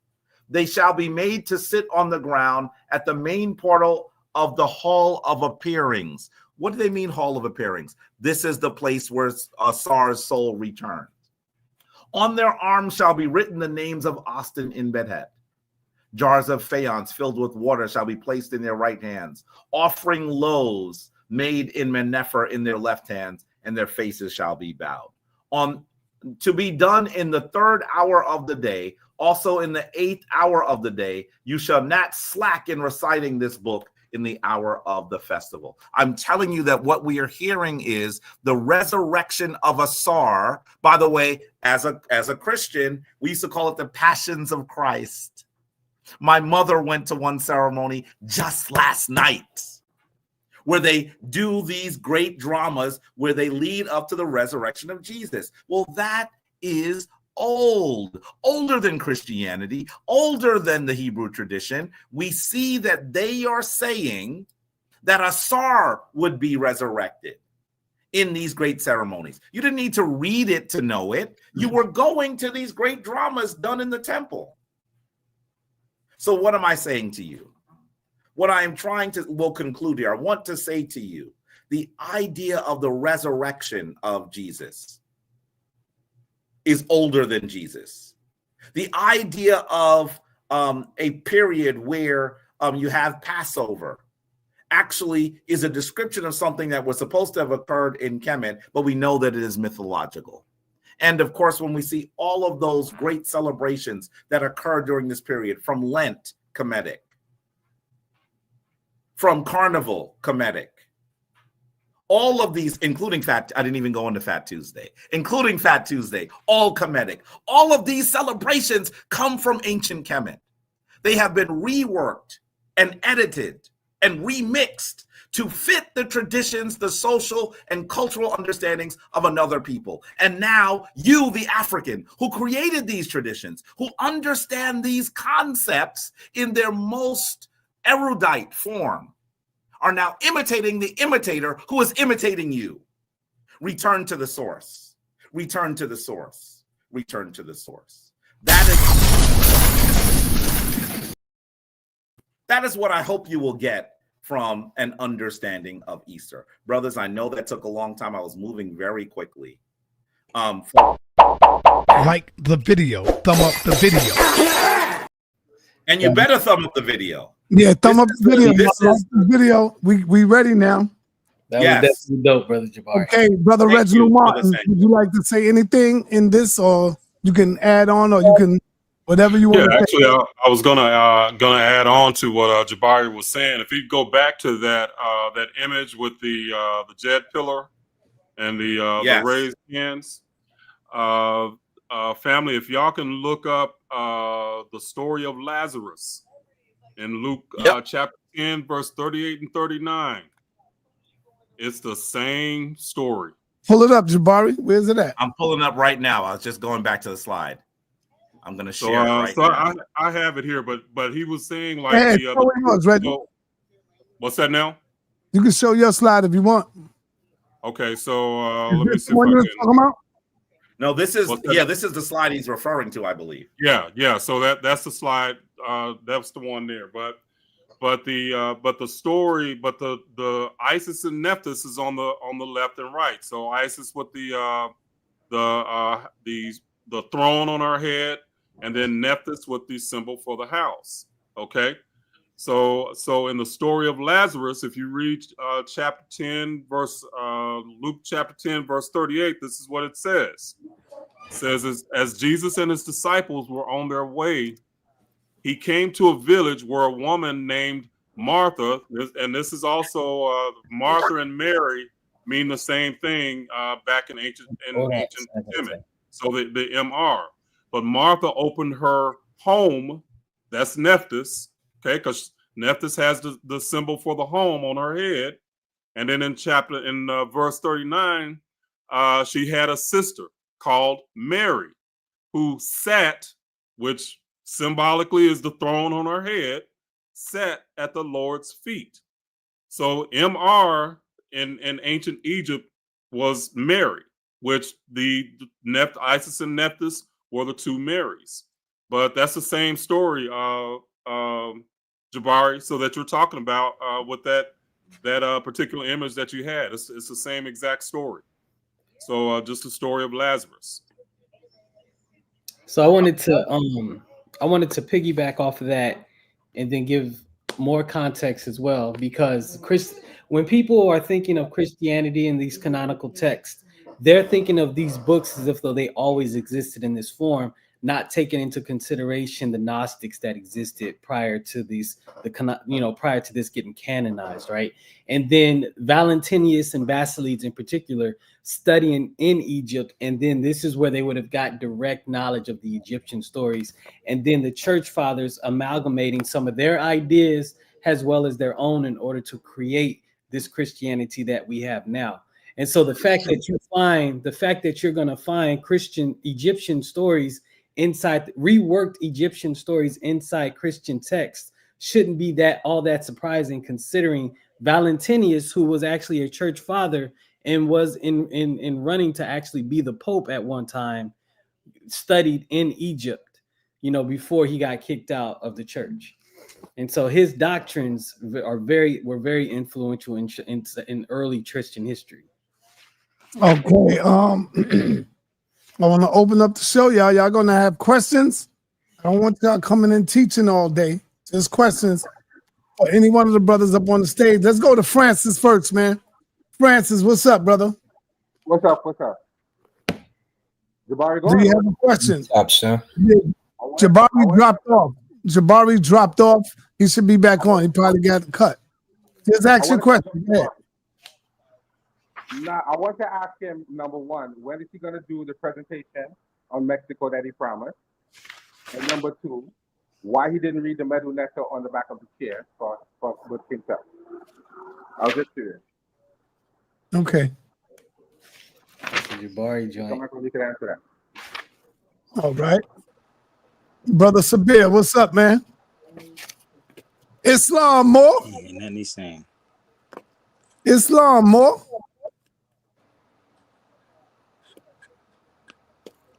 You don't hear me, Sabir? I think he's frozen. He's definitely got it back. No, he's not frozen. Can't hear nothing he's saying. Hey, So hey, it's your turn. where's my boy Jabari at, man? Let me get him. Let me see where he at. We got these brothers that are capable of answering the questions too. The other thing I wanted to say this earlier, but you said don't respond to the chat. But somebody had talked about Kemet as a nation, and people forget. Like Kemet wasn't this, turn the other cheek, let's kumbaya. Kemet was a nation, like a regular nation in the world is a nation. If you study Kemetic rulers, they ruled and then they expanded their rule through political means. Like, I mean, you can read some of the rulers and really disagree with them. A ruler of the second dynasty, Kashekum could have, if you read what he did in order, Kemet was, everybody just didn't come together and was like, let's just get together and be cool and let's build this nation. You had to build it. And then Kashekum in the second dynasty, they were some of the northern territories were trying to break away, and he formed a coalition in order to get them back together and solidify Kemet once again into 42 nomes. And then after he did that, he was known as the Great Power, and he changed his name from Kashekum to Kashekumwe. But when you read what he did, you're not going to think that Kemet was all kumbaya. He definitely was a ruler and established a ruler in order to keep the nation together.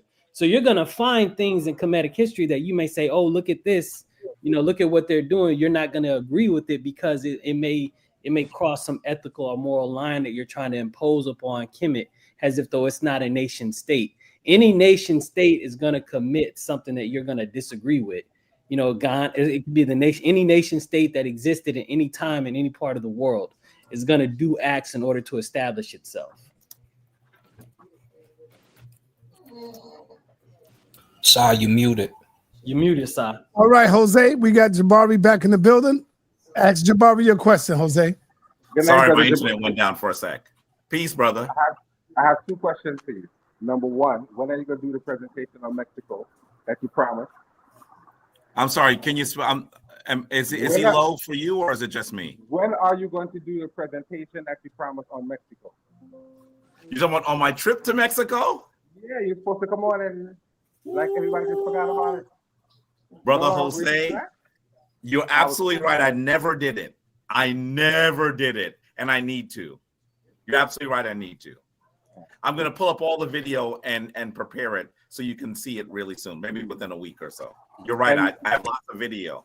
Just like I have lots of video from my trip to Paris and to the UK, and I've never aired it. So I need to. And number two, how come you didn't read the Medunetter on the back of King Tutankhamun's chair? On the back of what? King Tutankhamun's chair. There actually. Let me go back to the image so you can see it. I have the image in my phone, huh? That's okay. I think we should read what it says. But I want to go back to the image so you can actually see it. What I want you to do is recognize. Oh, wait. I'm sorry. I can actually read it now, Jabari. So go ahead. Tell us what you've read. I'm going to put it on the screen. It says on the left and the right, it calls him Great. Was it? Start from the top. I want his name. I want his royal name, Jose. It says he was born in the image of the stronghold. No, read the name. Like we would read the name as if we was doing. Oh. It says sa.neter. It say Kepper what? Sa.neter. sa.neter. Blow up that right side right there, Jabari, please. Yeah. Is that clear enough? Yeah, that's good. Read that right side.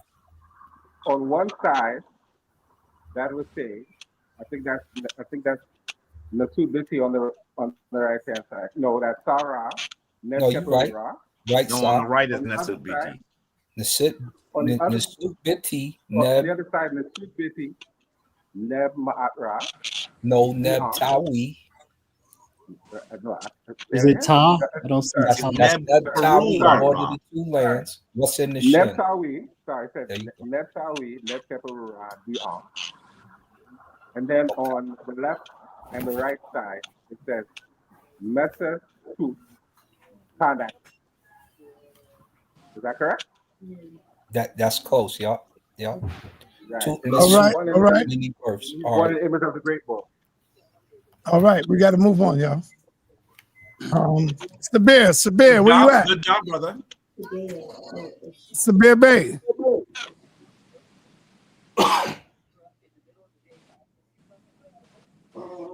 Reginald, you want to speak? You can just come on out. Okay. Sabir. Yeah. No, I'm just listening, fellas. So just listen to the discussion.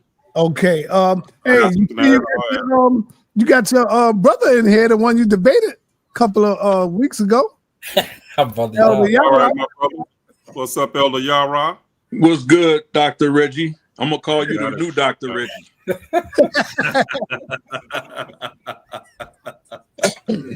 It was time to put that other one out to pasture. This is the new Dr. Reggie. Okay, let me go to Asar Mka. What's up, Asar? Let me make one observation, which you won't find in any books yet, but you probably will later when they start to do comparisons. When we talk about Kaher Ka, there's something that we do as we lead up to lifting up the Djed pillar. The thing that we do is that don't put that in your brother's face. We look for the body parts of the Sar, similar to how you do an Easter egg hunt. So you'll see that going on through after you water the molds so that the Sar, basically the chia pet, will grow. And then around the 19th, you find the head, then you find the eye, then you find the mouth and the neck and the arm. And you do this up until you find the heart. Once you find the heart, on the 30th day, calm down, we lift up the pillar of the Sar. We lift up the backbone and we raise the Djed pillar, symbolizing that he'll be coming back concerning. So that's another correlation we can add to the fixture of Easter. Yes. By the way, just to make the connection, the Kaher Ka is the original name for the Kowak festival that you mentioned, Brother Sankofa. Yes. So I was about to build on that. And the Djed, in some traditions, the Djed pillar was the evergreen tree. Hey, Jabari, what camera are you using? You usually be crystal clear. I'm using my laptop right now, so it's not as great. Hey, I want to give my little brother Elder Yara some credit because this is Comedic night, and he's bold enough to come up in here with all the Comedics up in here, man. I'm not afraid of the Comedic coalition. Yeah, I see that, brother. But anyway, what's your question, brother? Yeah, peace to the panel, man. I got much respect for these brothers. I don't have to. The Hebrew crashed the party. Yeah, I don't have to. I don't have to agree with with their perspective on things. But I still respect the brothers in their own right. At the end of the day, my question is, I have two questions actually. I heard brother Dr. Reggie talk about the Lazarus and the Christ raising of hands, and its correlation to the Djed pillar, and the rising of a Sar. You can correct me if that's what you were saying, or a Sar, right? Do you have any empirical evidence for that or sources for that? What you were saying? Yes, a lot of times you brothers would be asking for like book sources, and a lot of this stuff comes from symbolism, man. So it's not even written in books. Yeah, wait, brother Reginald.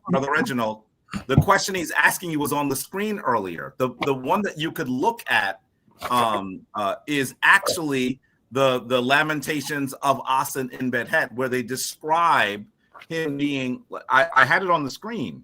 Mm-hmm. I'll show it to you. Mm-hmm. It was on the screen. The question you're asking him was actually already described here. If you look for Papyrus, Papyrus Berlin 3008. By the way, a little bit, Jabari, blow it up. So you're saying the Berlin Papyrus is your empirical evidence in saying that the story of Lazarus was taken or co-opted from that particular papyrus? Oh no, if that's what you're asking, your question is, all you can do is this.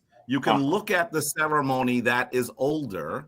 You can look at the people who were witnessing the ceremony. And then, unfortunately, what you have to do is you have to interpret where its origin is from. And Thank the you. reason I why you have appreciate to, that, Jabari. and wait, let me say this. The reason why you have to say this is, I think that when I hear people ask that, it's almost like you're asking for people to tell you where they got something from. And they're not going to tell you that, because those same people were the greatest destroyers of the original information. So you're not going to have them say, yeah, we destroyed it. This is where we got it from. You're going to just have. Oh, I'm sorry. Go ahead. I'm sorry. I didn't mean to cut you off. I think I finished the my comment. Go ahead. Oh, yeah. Hold on. Jabari. Let me see if Reggie want to add, because you asked Reggie the question. Oh, okay. Yeah, and I was going to say too, a lot of times the brothers are looking for like a literal to literal connection. And a lot of these stories, what they don't grasp is that the Bible was not a historical book, and these stories were based on the ancient mythology. And the mythology is not, the story is not the message. A lot of times it's the underneath ancient metaphysical knowledge that's being passed along, that's being told in story form. So when you're talking about Asar was actually the neter of that represents the soul incarnated on earth. Okay. So there's a whole different language and a whole different way to look at this knowledge, rather than trying to say, hey, show me where this scripture shows up in ancient Kemet, when the poets and mythicists that were writing about these ideas were simply telling you the in story form about the metaphysical knowledge. So the story of Lazarus is the story of the soul. These ideas were about us as souls living in human form on earth. Souls being projected into the physical plane. Okay, well, actually, this is where I disagree. I think I pretty much will accept Jabari's answer to a degree that it's interpretive, and so I can rock with that. But in what you're saying, and I understand that y'all go book to book. I get that. No. But the context of the story of Lazarus in the biblical narrative has nothing to do with the soul, but it has to do with doubt. It has to do with faith and unbelief if you actually read the story. So again, you can only make an interpretive representation of the story of Lazarus and connecting it with Asar in any type of a way. I've even heard people say that the name Lazarus and Asar is the same. No, the name Lazarus in the Bible means Eleazar. It has nothing to do with Asar. So in that aspect, but the context of the story of Lazarus has to do with faith. That's when we really get the first mention of doubting Thomas. And it's a reason why he's mentioned in that story, because it goes to his later question at Christ's crucifixion. And afterwards, blessed are those who have believed and not yet have seen. So that's the context and setup of the story. It's not what you're saying, but if you're saying that's your interpretation, then that's fine. I can accept that if that's your interpretation. What was your second question is, and then I'll jump off. My second question is, have you guys seen the what is it? And I might say this wrong. There's like a sonographic depiction of one of the pyramids, and it has like these pillars that are underneath. They said they found them on some type of sonar or radar.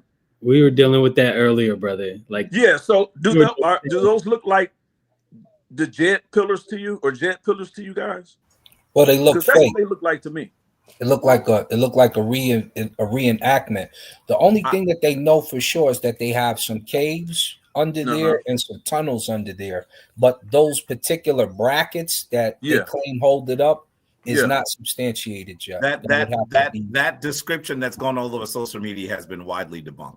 Right. Yeah, and that's kind of what I was getting at, Jabari, because I was like, I didn't really, and that's strictly to that, because like when I was looking at it, I was like, I don't really get what they're saying, because it doesn't really line up with what I see and what I've been reading. So I just really wanted to know what you guys' actual expertise on that particular thing, what you guys actually thought about. Elder Yara, before you go, I wanted to I guess address your. Oh, did he leave already? No, no. Can you see me? No, it went out. Hold on. I wanted to, I guess, kind of address your question in reference to the copying of stories and like, did people document it? And then I'm always going to discuss early Christianity, because I guess that's really the linchpin on really having conversations with Christians and, the validity of the text. But it's also showing, how the development of Christianity. And I think Christianity used mimesis, copying other stories, in order to develop its own story. Right now, the Nag Hammadi library is one of the, when you look inside that library, that's one of the clearest examples of how this was being done. And I want to share this document on the screen really fast. Right, hold on, let me see something. Boom, boom, boom. All right, can you all see my screen? Peace. Hello. Not yet. I can't see it yet. No. Face, Hold a second. Present. I'm trying to present it, but it ain't come. There you go. And Sabir, I was calling you, but you left. I was calling you. All right. Got Now, next, Sabir. Okay. So this document is called Eugnostus the Blessed, right? It's a document that's found in the Nag Hammadi library. The interesting thing about this document is whoever, now, of course, this is not canon. What this is an example of is when the Christians were copying other stories, how they were doing it. So on the right side, I think, is Eugnostus, and on the left is the Sophia of Jesus Christ. So this is clearly a Gnostic text. But when you're looking at how they're copying, this is how, now because people are always asking this question, do you have a document that shows them copying one text to the next? This is a clear example of early Christians, because the Gnostics, modern day Christians will say they are not Christians, but ancient day, back in the day, Christians were Christians. They were just Simonians, they were Valentinians, they were Basilidians, they were still Christians, they were just Gnostics, and maybe the Catholic Church disagreed with them, but this is a clear example of the methodology that they were using in order to come up with their stories. So now the four canonical gospels is a little bit more polished in the way in which they copied their stories, but this is an example of how Christians will copy older stories. Eugnostus is a philosophical text. Some are saying it's mixed in with Platonic and Egyptian cosmology, because you have the emanations of the eons inside this text. But from one side, you see them copying. On the left side is the Sophia of Jesus Christ, and on the right side is Eugnostus, is a text of Eugnostus the Blessed. And so I'm just showing you how they do it. But you're not going to see the scribe here saying, this is what I'm doing. I am copying this document to make it a Christian document. They're just copying it and then exchanging names. So you don't necessarily see them saying this is what I'm doing. But you see, now we have here a historical document showing the methodology, at the very least, one Christian sect was using in order to come up with their text. And then, but then we could apply this, across the board, because we see other mythological stories inside the biblical canon. Well, let me address that really quickly. I understand what he's saying, but that has absolutely, there's really a poor argument to be making, right? Simply because I'm going to ask Sankofa, the Sophia of Christ. When was that written? Second century. Second century, right? When do you have the other copy, what you claimed are sort of like copy texts there that you just posted? What date were those? What century were those? The Eugnostus that I just said, that I showed yes. you? That's second century. Second century. Do you have anything from the first century? No. Right. You know why you don't? Go ahead and enlighten me. The reason why you don't is because the followers of the way, or the original followers, the apostles, the gospels, right, that were written in the first century, copied nothing, right? So when you try to make these arguments that they copy from Kemetic text, let me get them. Yeah, that they copy from Kemetic text, that's false. You have no empirical evidence of that. You only have your interpretation of it. This is why you only get these.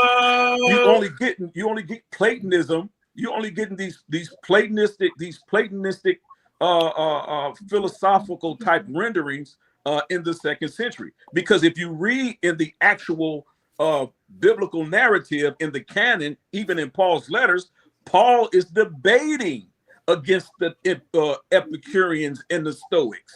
He's debating against the philosophers, even though he's using philosophy to show his argument in regards to Christianity, but he's not supporting philosophy at all. And so there is no biblical narrative that you can say in regards to the canon, right? Especially in the synoptic gospels, that you can show they copy directly from anyone. That's false. You can't prove it. That's why you don't have anything from the 1st century. So Yara, I like your confidence, man. That's really cool. But the interesting thing is you have nothing from the 1st century. That's what's interesting. Your oldest document that you could halfway produce in archaeological evidence is P52. And fragment P52 is like, they tried to date it to 125, but it dates to 200. Now your discussion on the synoptic gospels, the scholars try to date the earliest one to 70, right? That's interesting. And then the latest one to 90, right?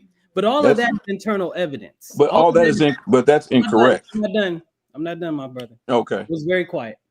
All of that is internal evidence, right? The interesting thing is Paul, in all of his like literary genius, mentions no gospel stories. So the interesting thing about that is like, why is this man talking about virginity when supposedly your savior came out of a virgin, but not expressing the holiness of virginity? He's not talking about your savior coming from a virgin. He's just talking about virginity, but not even having an understanding of maybe this gospel, maybe my teaching about virginity should be connected to the virginity of Mary. That might be a more powerful argument, but Paul doesn't do that.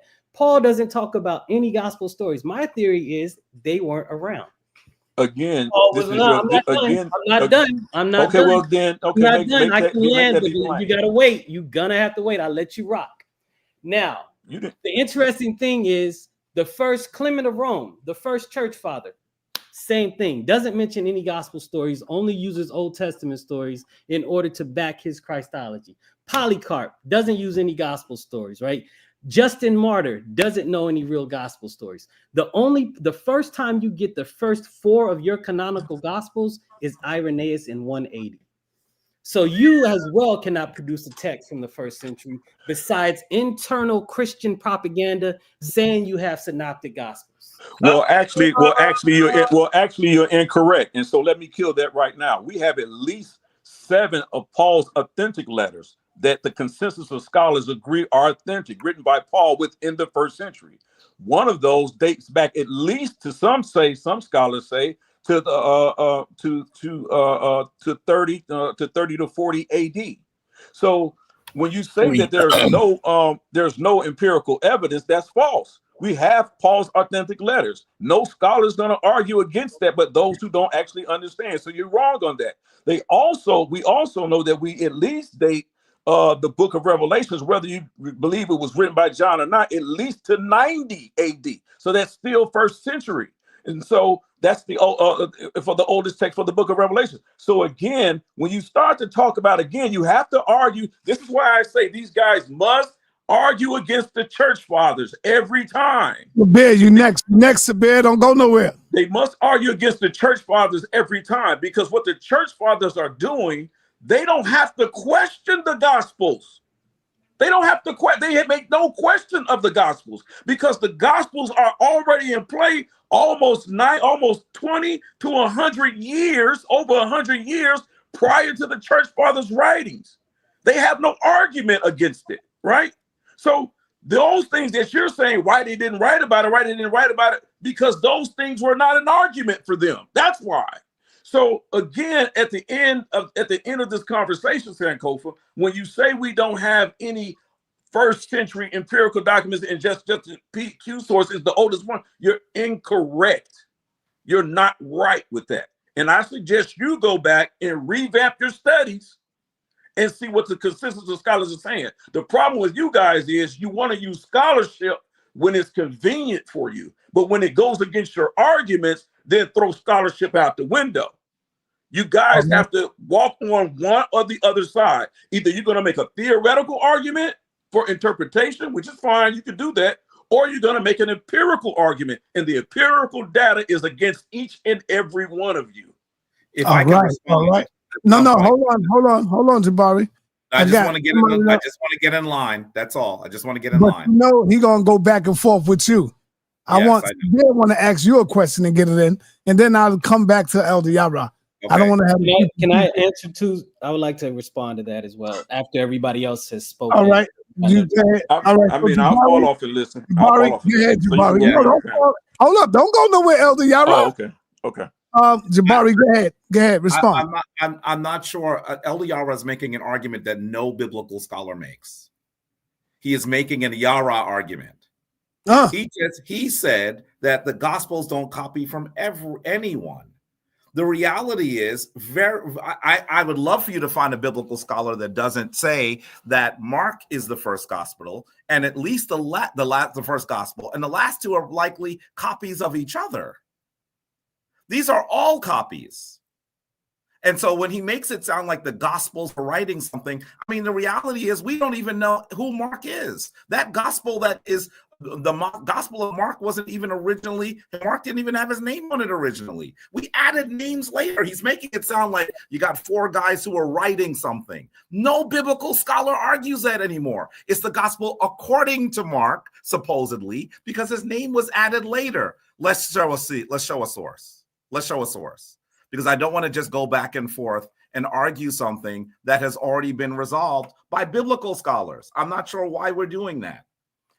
Let's look, sa.neter, if you could just share this very quickly. This is from the United States Conference of Catholic Bishops, right? And I know there are some of you that like to say Catholics are not Christian. That is a ridiculous argument. The majority of Christians are, in fact, Catholic. If you don't believe that Catholics aren't Christian, then how many Christians are there? Less than 1 billion? You can't say there are 2 billion Christians if you want to erase the largest Christian tradition, the folks that gave you the canon.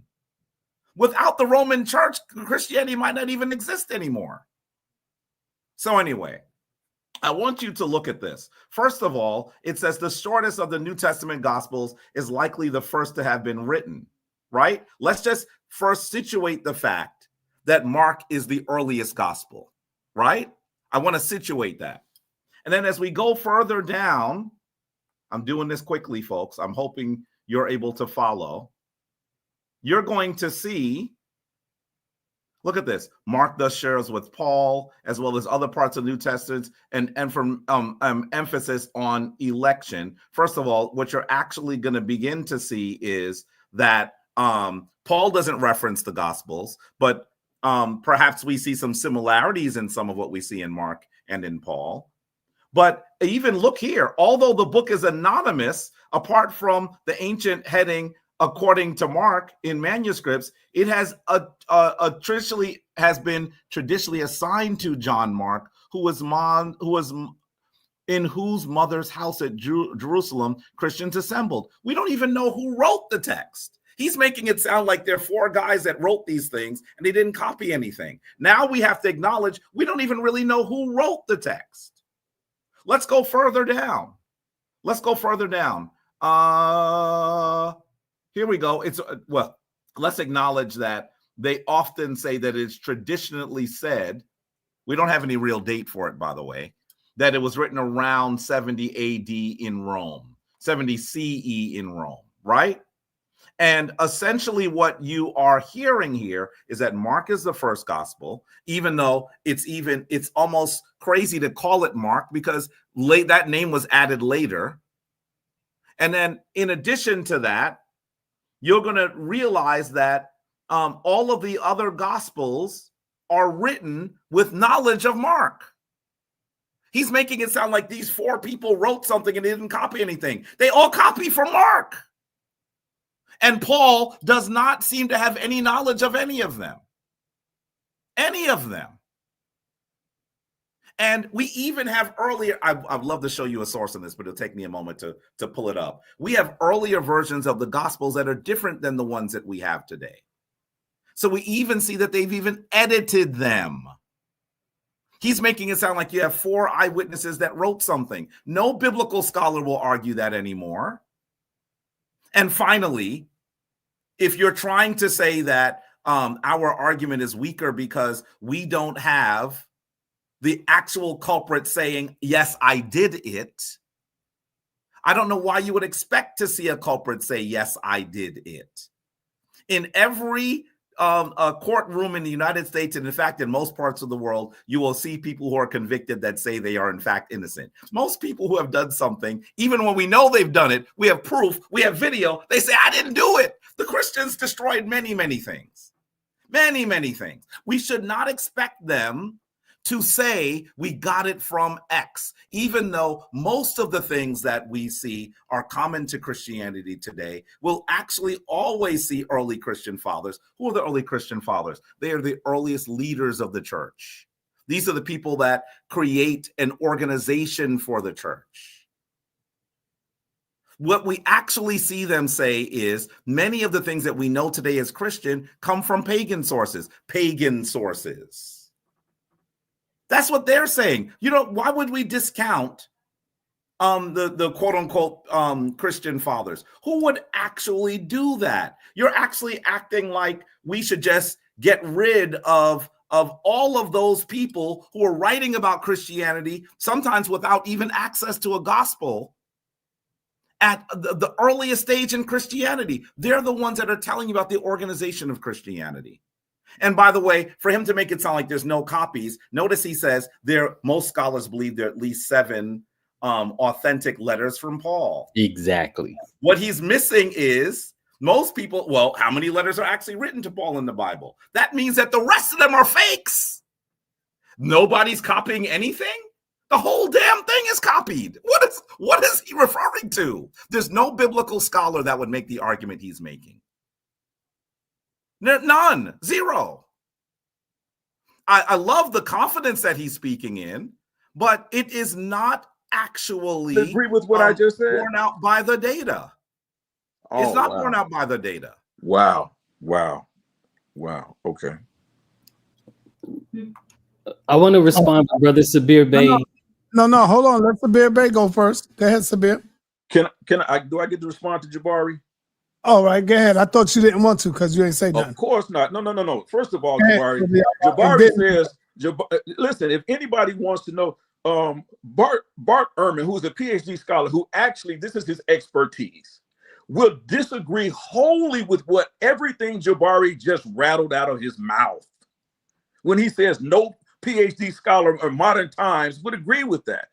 I can give you at least 3. You're incorrect, Jabari, when you say that.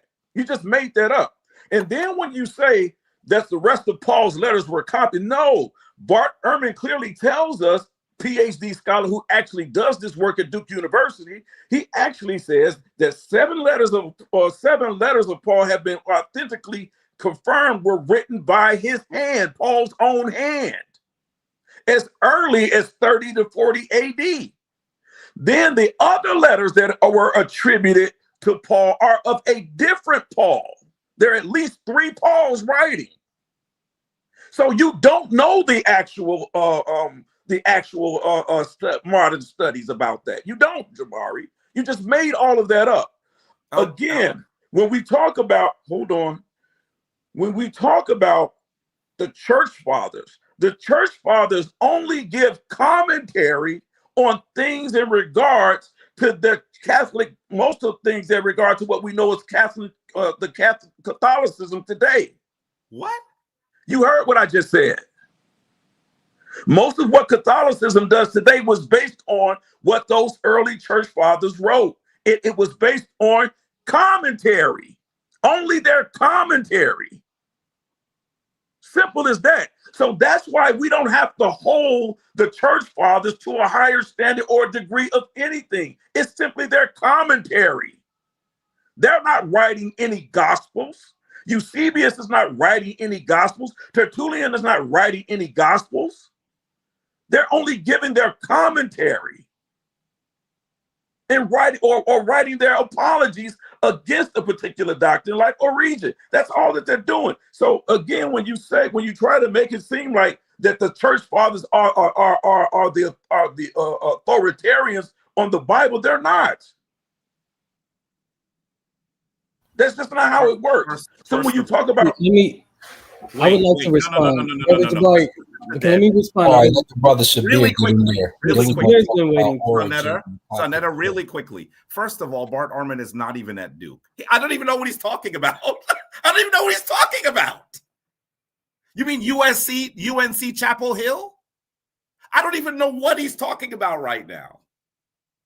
Everything he said, notice Bart Ehrman would agree with what Jabari just said, but he didn't say what he would agree with what I just said, what he would disagree with, because this is fluff. What exactly did I say that Bart Ehrman or other biblical scholars would disagree with? And then show us a source. You can't just say he would disagree with that. I've spoken for almost 2 hours. You can't say that. What are you disagreeing with?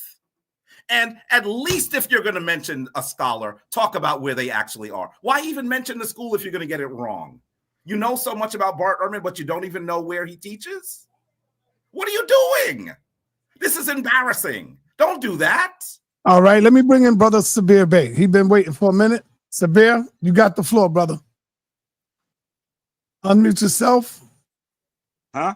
Oh, what's up? Go ahead. I hear you. What's up, brother Jabari? Peace, brother. How are you? Hey, man, I don't know how you do it, brother. People be like, I don't know how you do it, Sabir. I don't know how you do it, family. I'm going to be real clear.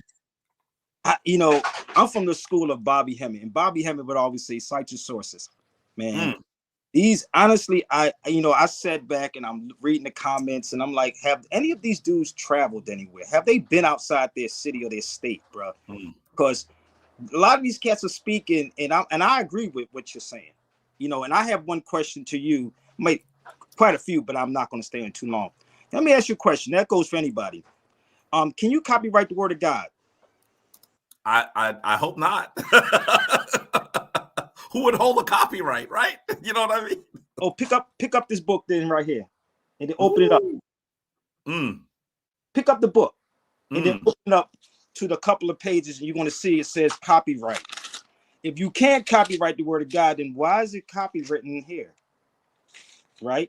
This is copywritten. This is the King version, right? Which you said, the copy of the copy of the copy, right? So they're copying you. So I pay attention to people. I practice this thing called Tawahido, if you're not familiar. A lot of you. Tawahido is Orthodox Christianity. From Ethiopia. Yes, and that's what I practice. Right. It's the same thing in Islam too. It's called Tawheed in Islam, which means one, and Tawahido means one. It's the exact same thing. So when I hear people speaking about the Bible, and the canon laws also is the canon laws of the Catholic Church. There's the laws of the Catholic Church. So again, Christianity and Catholicism is the same thing. I grew up as a Catholic, so it's basically the same. But when I'm listening to and I'm reading the comments and I'm listening to you, brother, and I'm like, wait a minute, he's right. But where these cats' information at? Where's their facts at? Where they getting this? They quoting scholars, and I'm like, wait a minute, you're talking to people who go to these places, who sit with the people. I've been in Turkey. I seen a Tekken in Turkey when I was there. I saw it's a Tekken in Turkey. And I sat with them. Most of them are Christians, a lot of them are Muslims, but this information is out here. But most of these cats don't leave the cities that they're in. And like you said, he's quoting scholars. What kind of scholars is he quoting? What school? Just tell me, you're supposed to study the author of all of these things. If someone said there's a scholar, study them. Most people don't know that the original Bible was translated in Philadelphia. The first Bible is in Philadelphia.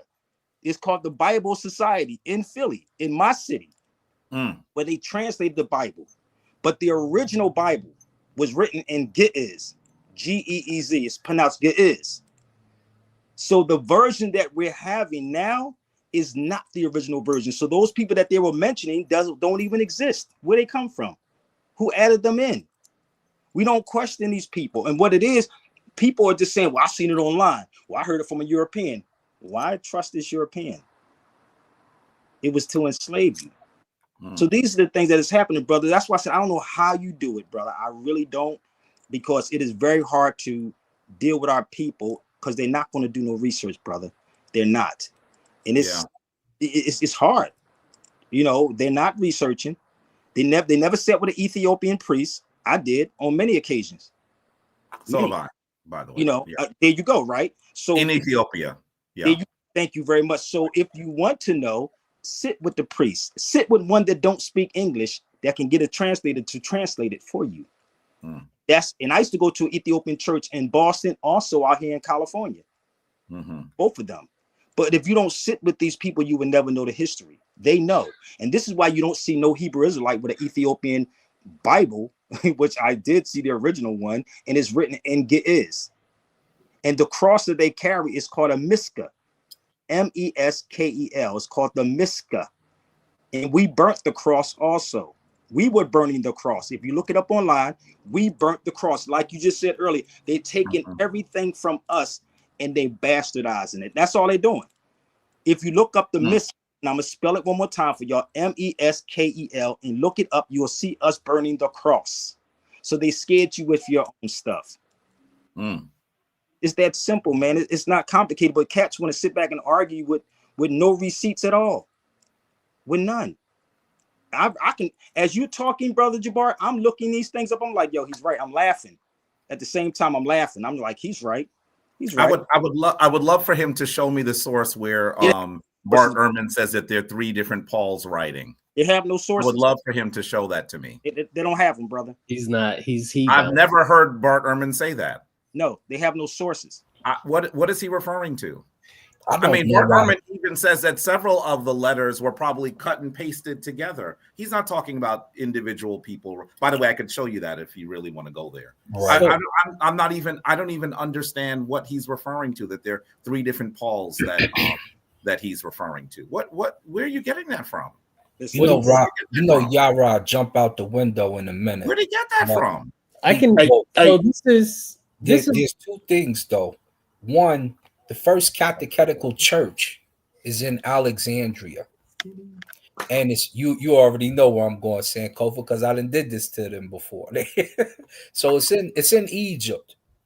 All right, your Nash papyrus with your 10 commandments is in Egypt. It's in the Codex Alexandria. Your other papyruses with a lot of your information to put together your first Bible, it's in Egypt. So wherever you're trying to go, when you talk about your first teachers, Origin, who had pagan parents, otherwise, in other words, they were Shemsu, they were Kemetic.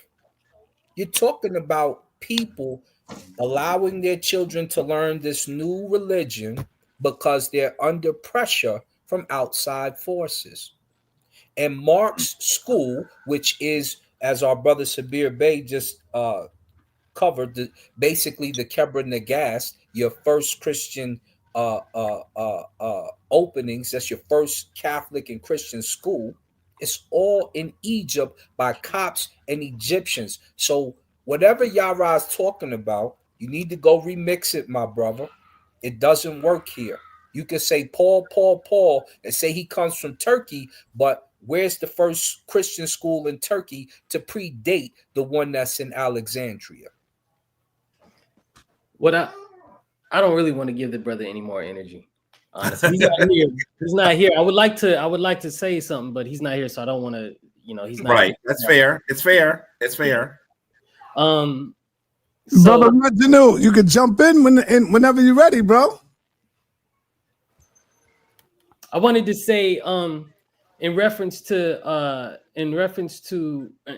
something earlier when we were talking about the palm tree, in that same story, the vine tree was also planted, and then the vine became sacred to Asar, and we know that the vine is also is sacred to Dionysus. Brother Yara, back.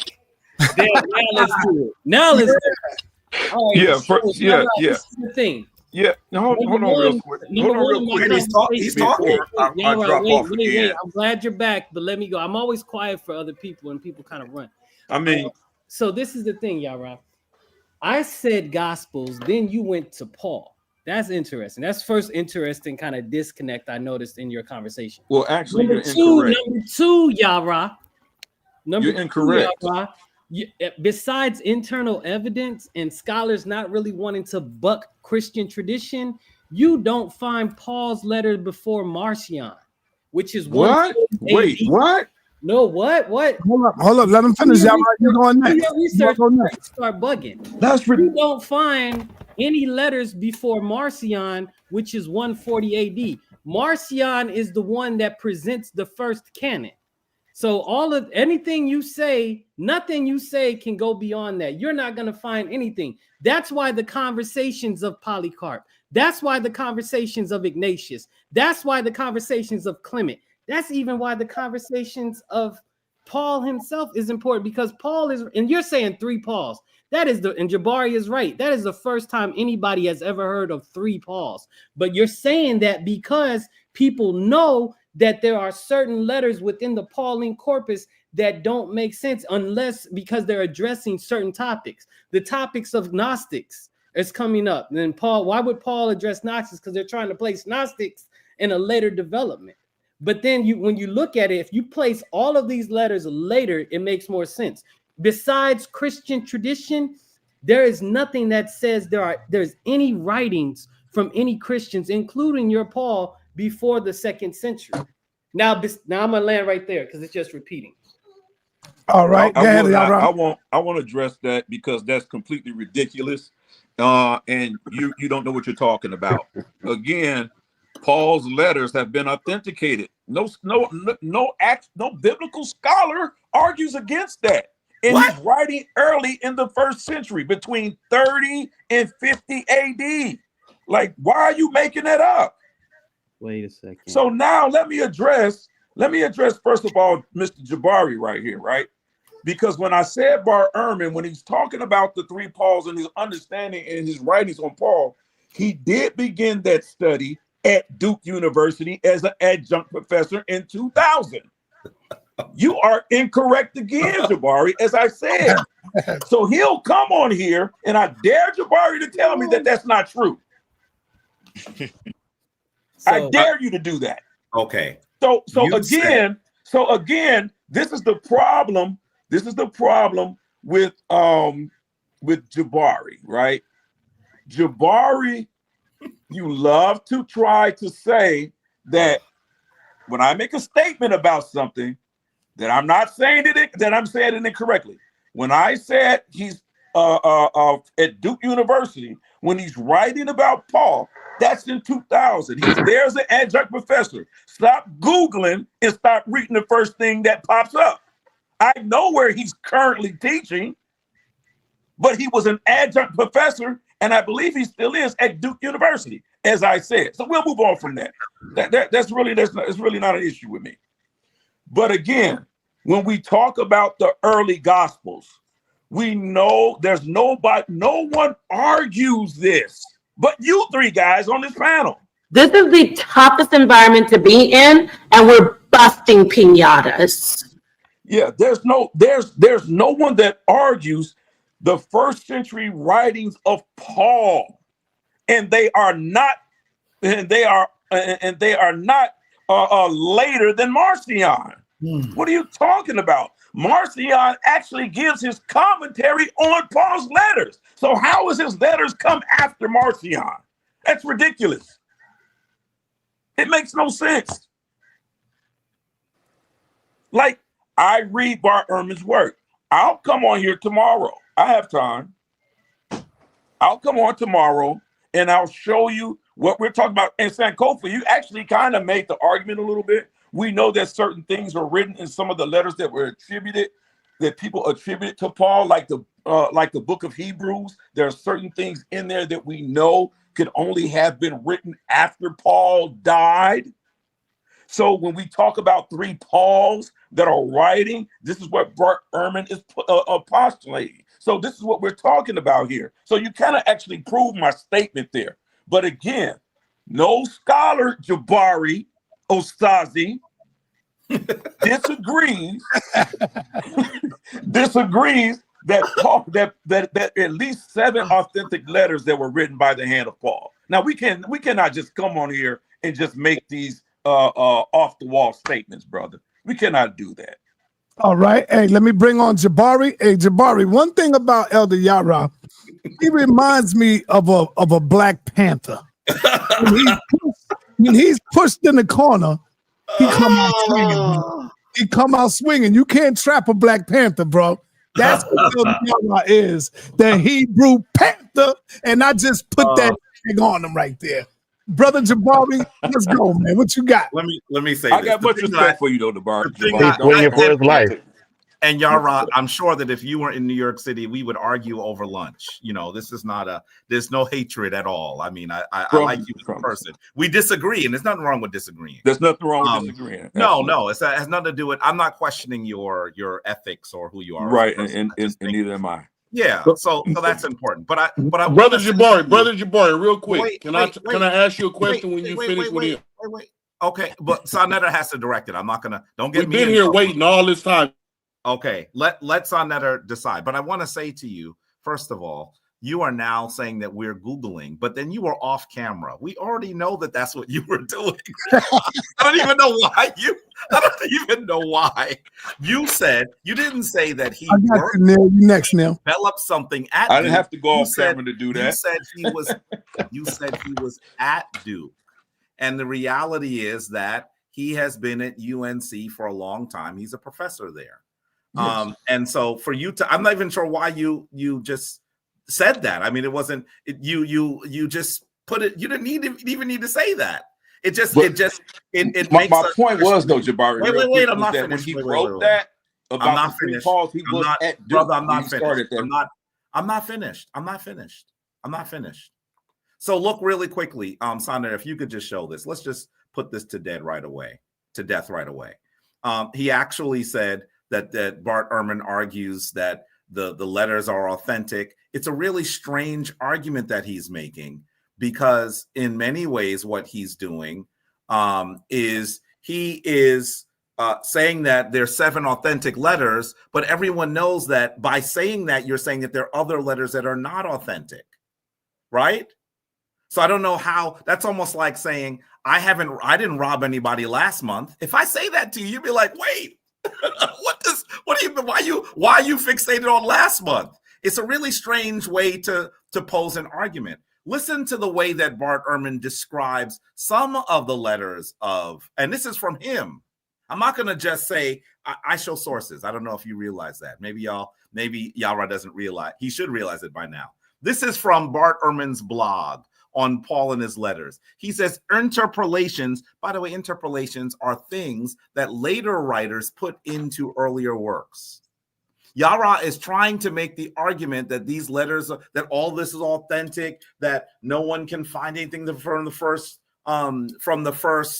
century that would corroborate what we're arguing, that we're talking about gospels and they jump to Paul. The reality is that there's all sorts of copying and interpolation going on. If he has to start his description of Paul talking about interpolations and textual variants, you already know that if you read the title of his post, you would know that you were wrong. But what does he say just in the first sentence? In my previous post, I indicated that among the 5 letters that may have been cut and pasted together to make up 2 Corinthians is one that some scholars suspect Paul did not write.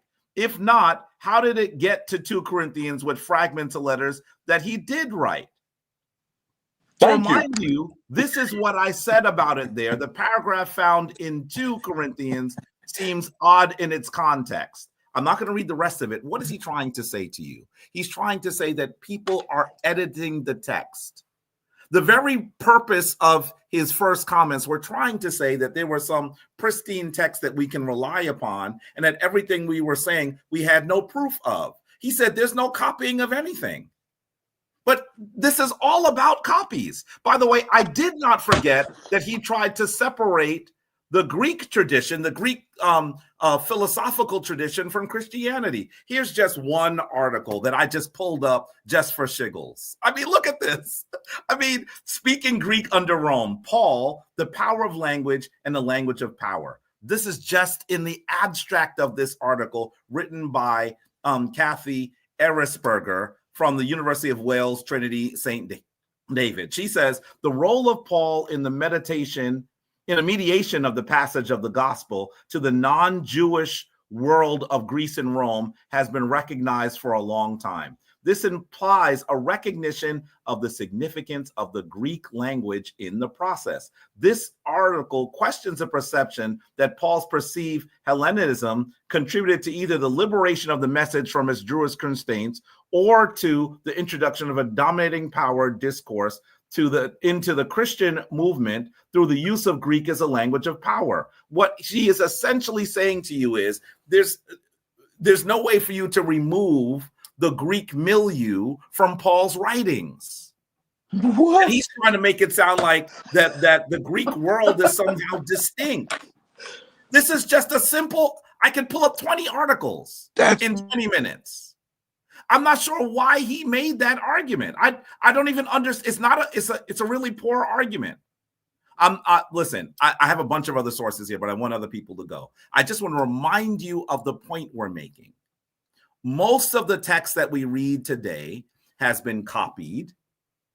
Most of the text that we read today as the canonical Bible has interpolations, and most of the text that we read today as the Bible has been attributed to authors that biblical scholars don't even argue that they wrote. We say the gospel according to Mark, Matthew, Luke, and John. We don't know who those people are. Many of those books we found before they even had their names on them. So to make it seem like there's some pristine text that we're not interrogating as we talk about the relevance of Kemet in the development of early Christianity, there are no sources that he could find that can make that argument, but then he's questioning the sources that we actually showed you prove what we're saying. No source. He is remarkably source free, and I don't know why he's doing this. All right, Jabari, hold on. Hey, Elder Yara, hold on. I promised Neil that he got to go. Neil, let's go, brother. All right, Jabari. So I didn't want to catch you in a dilemma like this because your mind is focused on that, which I respect. I'm going to try my best for you. Take a few seconds before you answer this. Okay. And I have two questions, but I'll wait till later for the next one. The first question was, when you look at just a simple Google search, when you look at all the pictures in Christianity versus Kemet, when the original family is in Kemet, and you see the sun, the S-U-N, it's always located at what Hindus would call the seventh chakra or the soft spot of the head in Kemet, and it's always in the face like a vein thing when you're dealing with Christianity. I'm wondering, is there nothing's coincidence? Is it a reason every statue in Kemet, from Anpu, Nubis, everybody, the sun is on the top chakra?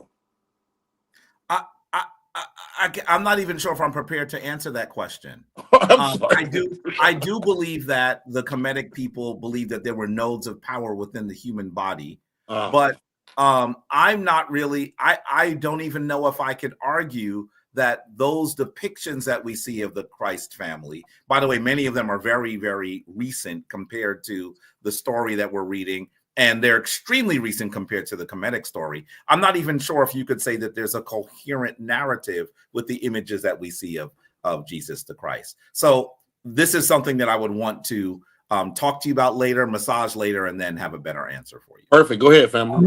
All right. Let me bring on Keon. Keon been in the queue. He falling asleep on us, y'all. Keon, what's up? Oh, I got 7-2. Keon, let's go. Yo, what's good, brother Jabari? Nice to see you, man. Nice to see you as always. Definitely. Peace, I love the definitely. Love to always hear the banter between you and Elder Yara. It's always a good thing to hear, man. Definitely. But with that being said, brother, I'm gonna let you know I'm a Christian right now. So before we get into it, if you get any suspicions, that's where it's coming from. My question is though, you are saying that for some reason that you believe, your question was why would the Christian writers or the people who wrote the Gospels or the New Testament, why would they reference the Egyptian, I guess, source that they got it from? But my question to you is, well, didn't the Christian writers or the people who wrote the New Testament reference the Jewish source they got it from?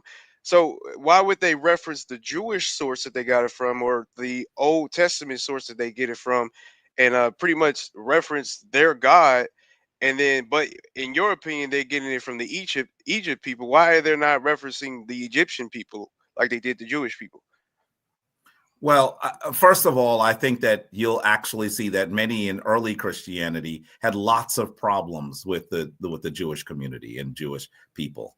I think that as you say that in early Christianity, they're always referencing the Jews. Many of the early Christian fathers had very negative things to say about Jewish people. So I don't know if the assertion you're making is absolutely not correct. The father. I'm not talking about the fathers. I'm talking about the New Testament, like the New Testament itself. But brother, you have to recognize the New Testament is a curated work.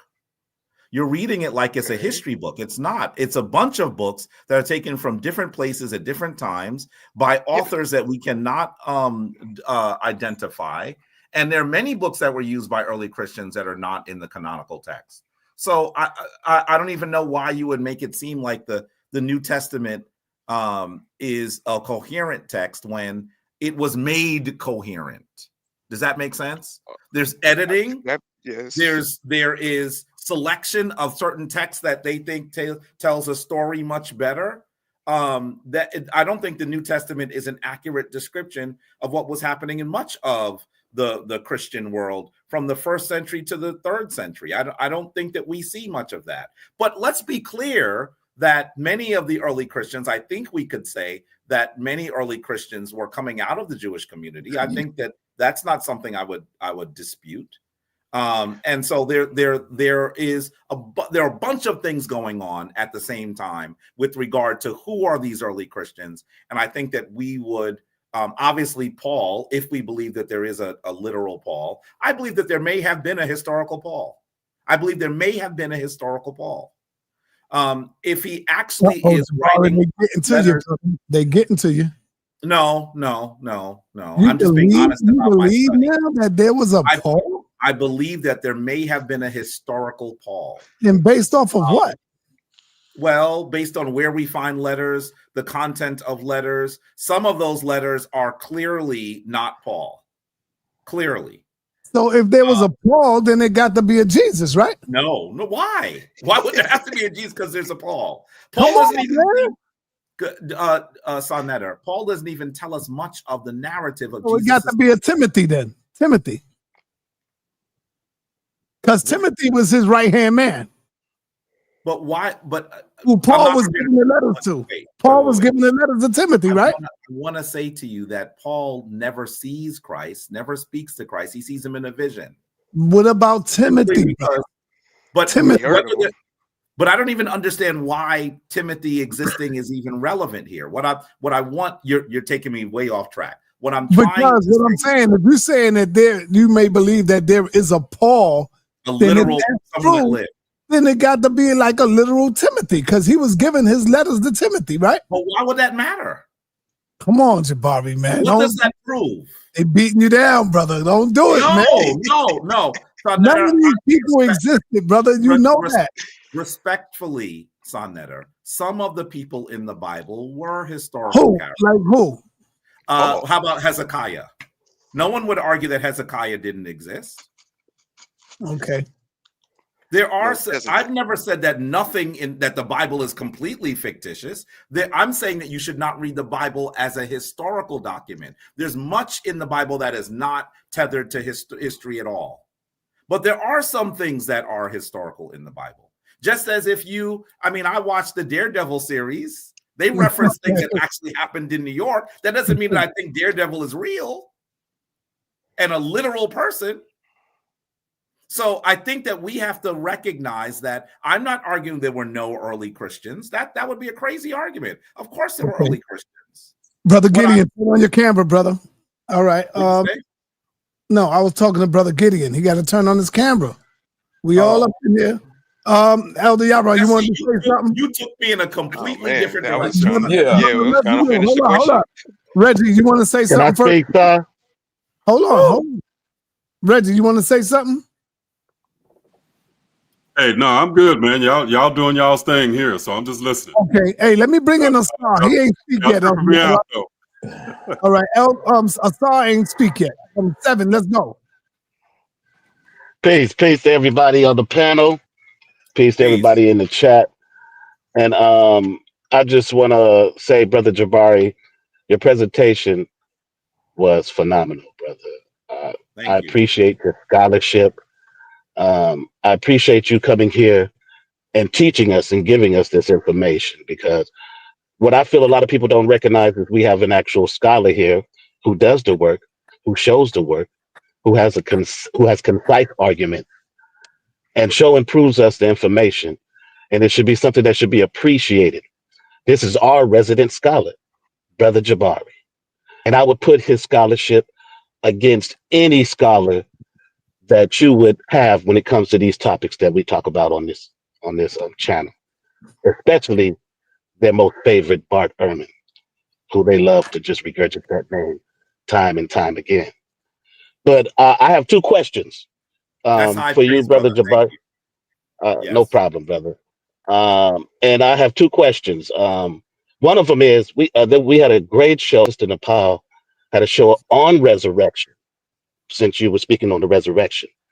And it was just talking. She said she came up with some information where the Kemetic people were actually trying to resurrect some people. And I wanted to know if you had any information on that, or any other brothers on the panel, Brother Sankofa, Brother Reginald, Brother Asar, and Ka, if y'all can elaborate, if you have any information on the literalism of resurrection from the Kemetic people or other people who took to that resurrection story. I'm not sure. Maybe there are others that might be able to speak more definitively what you're referring to. I think resurrection is something that is all throughout the Kemetic ideology, all throughout the Kemetic text. We see deities resurrect. You're going to see it regularly. I just showed you how there were dramas that were conducted all throughout Kemet. They told you when. I think you might be confused of what I was asking. I'm talking about literal resurrecting Kemet, where they trying to literally resurrect people in Kemet. That's what I'm asking. When you say literal resurrection, what are you referring? Are you saying that people who pass, and they try to bring them back? But that resurrection is a spiritual resurrection. I agree. In those conversations, I didn't believe there was literal resurrection being practiced. But the sister had, she was just bringing it up because she had came across some information that there may have been, there was some archaeological finds where. I think that the challenge that we would have is, what do you mean by literal? Because the Kemetic people would argue that if one is Makeru, true of voice, that they are all resurrected, right? Okay. And that they're able to go into the land of the dead and return into the land of the living as they choose, right? So every single person who lived according to Ma'at, who was Makeru, would have been resurrected according to the Kemetic tradition. Now, if you're saying that that we have evidence of a person who we know that they died, and then all of a sudden we have a record of them, a literal person walking around, I think that there's a challenge between what is spiritual philosophy and literal science, and I think that I wouldn't try to mix those. We're talking about a tradition where the idea of resurrection is fundamental to ancient Kemet. And the first writings that we see about resurrection come from ancient Kemet. The most erudite writings about resurrection come from ancient Kemet.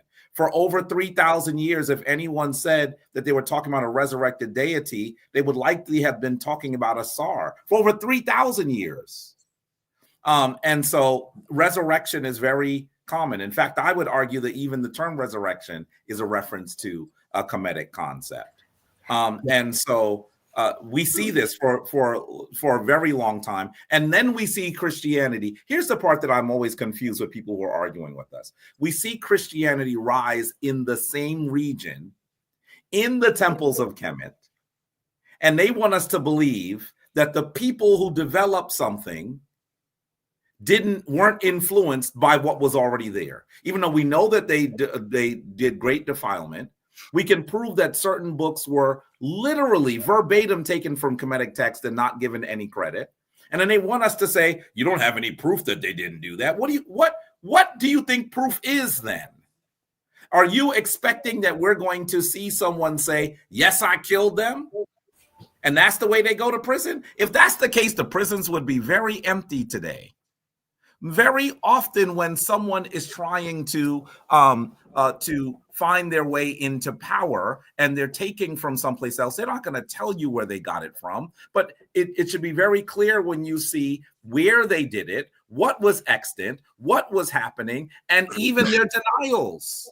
I mean, how do you explain the fact that the book of the book of Proverbs has sections that are nearly verbatim, from Comedic text? How do you explain that if they're not taking from the tradition? Biblical scholars don't argue that anymore. There's at least one Bible version right now that calls the book of Proverbs the book according to a Menemope. They're not the arguments that we're making here. Many of them are arguments that would have made sense 60 years ago. And when I show you biblical scholars saying what I'm saying, they act like they don't even respond to the source. How do you not respond to the source? All right, Jabari. I got one more question. One more question, so I said. No, hold on. I'm gonna come around. I'm gonna come back because y'all questions take too long. I mean, the answers, not the questions. I'm sorry, sa.neter. Sorry. Yeah, I want to get Brother Gideon in the building, and I want for Gideon to address your question to Brother Reggie. Let's get him involved, man. We got to get Brother Reggie involved. You are a Hebrew. You Hebrew. Brother Reggie is Kemetic. Let's go. Yeah, shalom. So I appreciate you letting me up, man. All praises to the Most High in the name of Yahshua HaMashiach. Real quick, I know you want me to speak to the other brother, but I just want to ask Jabari this before I go. Yeah, man, y'all love Jabari. I'm here to answer. Hold on, Reggie is new. Once he get the comment out, y'all gonna be like, I want to get Reggie. Reggie got to get another debate, and you know who called him out? Guess who called him out? I ain't tell Reggie yet, but Zion Lex. He's seen the debate with him and Elder Yara. And he was like, yo, Sa, you got to get me a debate with this brother. So, woof. I got Zion Lex tomorrow, too. Matter of fact, Zion will be on the show tomorrow. So, go ahead, brother Gideon. Yeah, so, Brother Jabari, peace to you, my brother. How you doing? Peace, brother. I'm good. How are you? I'm well. All praises. So, we all know you've been to Egypt, more than, several times, probably dozens of times. Doing tours and, things like that. But what is your degree in? What is your concentration? What you have, a master's? I actually am completing my third master's, right? Okay. So my undergraduate degree is in Africana Studies and Human Service Studies. Then I have a degree in Human Service Studies. That was the one I used mostly when I was working in institutions. Then I have a Master's of Divinity. And I'm completing my dissertation for my master's in research in the history of Africa and the African diaspora. Okay. So you don't have no concentration or no master's in Egyptology, correct? Most people don't have degrees in quote unquote Egyptology, brother. Egyptologists, what would be their concentration? Well, sometimes they often have doctors of philosophy, but I want you to understand that my study in Africa is what includes the study of ancient Kemet. I've not just studied ancient Kemet. I've studied a large section. I teach African history at Hunter College. I don't just talk about Kemet. I talk about the ancient human origins to 1600 CE. So it's not just Kemet. But there are degrees that are concentrated solely on Egypt, correct or no? Yes, absolutely. What's your point, brother? Yes, there are. So my point is you're not scholarly accredited as an Egyptologist or a person that studies Egyptian literature in an academic setting to where you got a degree. So that's all I wanted to be known, because But that's not, people. brother. Hey, hold on, Jabari, hold on. You gotta know how to come back with this. You are a Hebrew Israelite, am I right, my brother? Correct. Do you have any degrees in your historical research as far as the Israelites are concerned? Do you have any degree in that? No, sir. What are you talking about then? No, I wasn't making any. I wasn't making any condemnations. I was just making an observation. That's all that was. Yeah, don't get offended at an observation. No, I'm not. I'm not. But I want you to understand. Right. Can I ask you a question? Go ahead. Here's a question. Where is that country that you consider, that you've called Egypt, that I would call Kemet, located? Uh-oh. What continent is it located? Jabari, I know y'all probably 2 days out the week probably read a couple of chapters on Egypt in your whole study of Africa, but I'm saying there are studies, there are degrees where you concentrate solely on Egypt. That's all I'm saying, my brother, and you don't have that. Okay, Brother Gideon, I don't think I would get a degree where I studied just Egypt. You got one in divinity. But by divinity is a very broad topic. Just as Africana studies I think it's possible that you're making an argument and you're not really listening to what I'm saying. Well, no, you're making an argument. I was just asking questions for clarification. You seem to make it an argument. I don't know why you're offended by it. Hold on, brother. I'm not offended. I want to clarify something that I think that you've made, that a comment that you've made that is a little bizarre to me. I have an undergraduate degree in Africana studies, right? And I have a degree in divinity. By the way, that's the one where I studied the history of the church and other spiritual traditions. And then I am completing my master's degree in the history of Africa and the African diaspora. I am a professor of African history at the City University of New York, Hunter College. I'm going to tell you, I don't think, listen, if I teach on the college level, the only person that's questioning my credentials is you, dear brother. Why don't you go to rate my professor? Hold on. Go to rate my professor and look at what I'm doing. Don't listen to me. Don't listen to my mouth. Listen to my students. But do you go to those colleges preaching the pseudo stuff that you're preaching now, saying that Christianity comes from Kemet? There's no scholar that teaches that in college. I would suggest two things to you. First of all, obviously, when you say there's no scholar that teaches that in college, you're looking at the scholar who teaches it in college. So I'm not exactly sure. Listen, brother, I'm not the logical argument that you're making. The argument you're making I'm is just not asking logical. questions, my brother. I'm just asking questions. Let's do this though. Let's end it. Can I share my screen, son? Don't make sense, brother. Yeah, that's all. That's why I didn't want to belabor that point. Right? Hold on, because I just have one more quick question, and it's gonna be real quick. Because Jabari, when you be speaking, sometimes you kind of come with an Abel argument, like when the Abel say they've been here. Huh? So we got certificates. That's not and the problem. Filibus and say things like, hold on, and say things like it couldn't be possible, so it has to be this way. So that's what you're saying. You're saying it's no way Christianity could have came up in Egypt and not have taken from Kemet.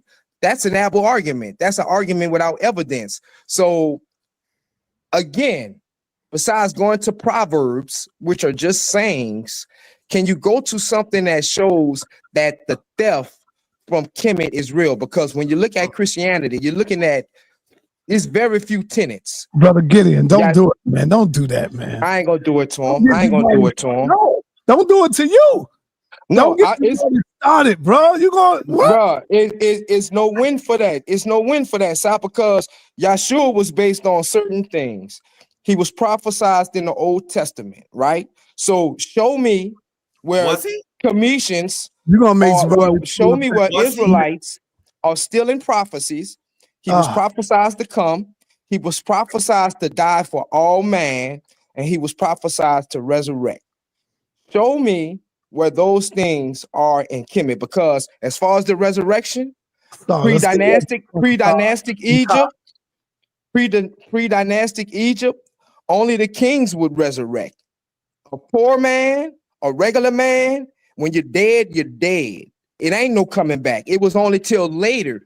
And then I heard somebody say something about I think that was you, Jabari, that said it was a spiritual resurrection.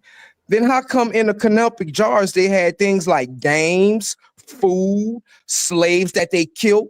So that's what I'm saying, Jabari. You couldn't go into no halls of no education Brother Gideon, preaching this without being broken down all the way, my brother. But go ahead.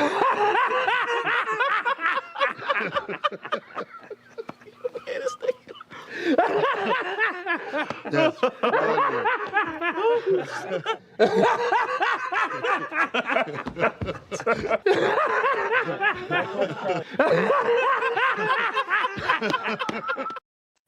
Brother Gideon, So, Brother Sal, Gideon.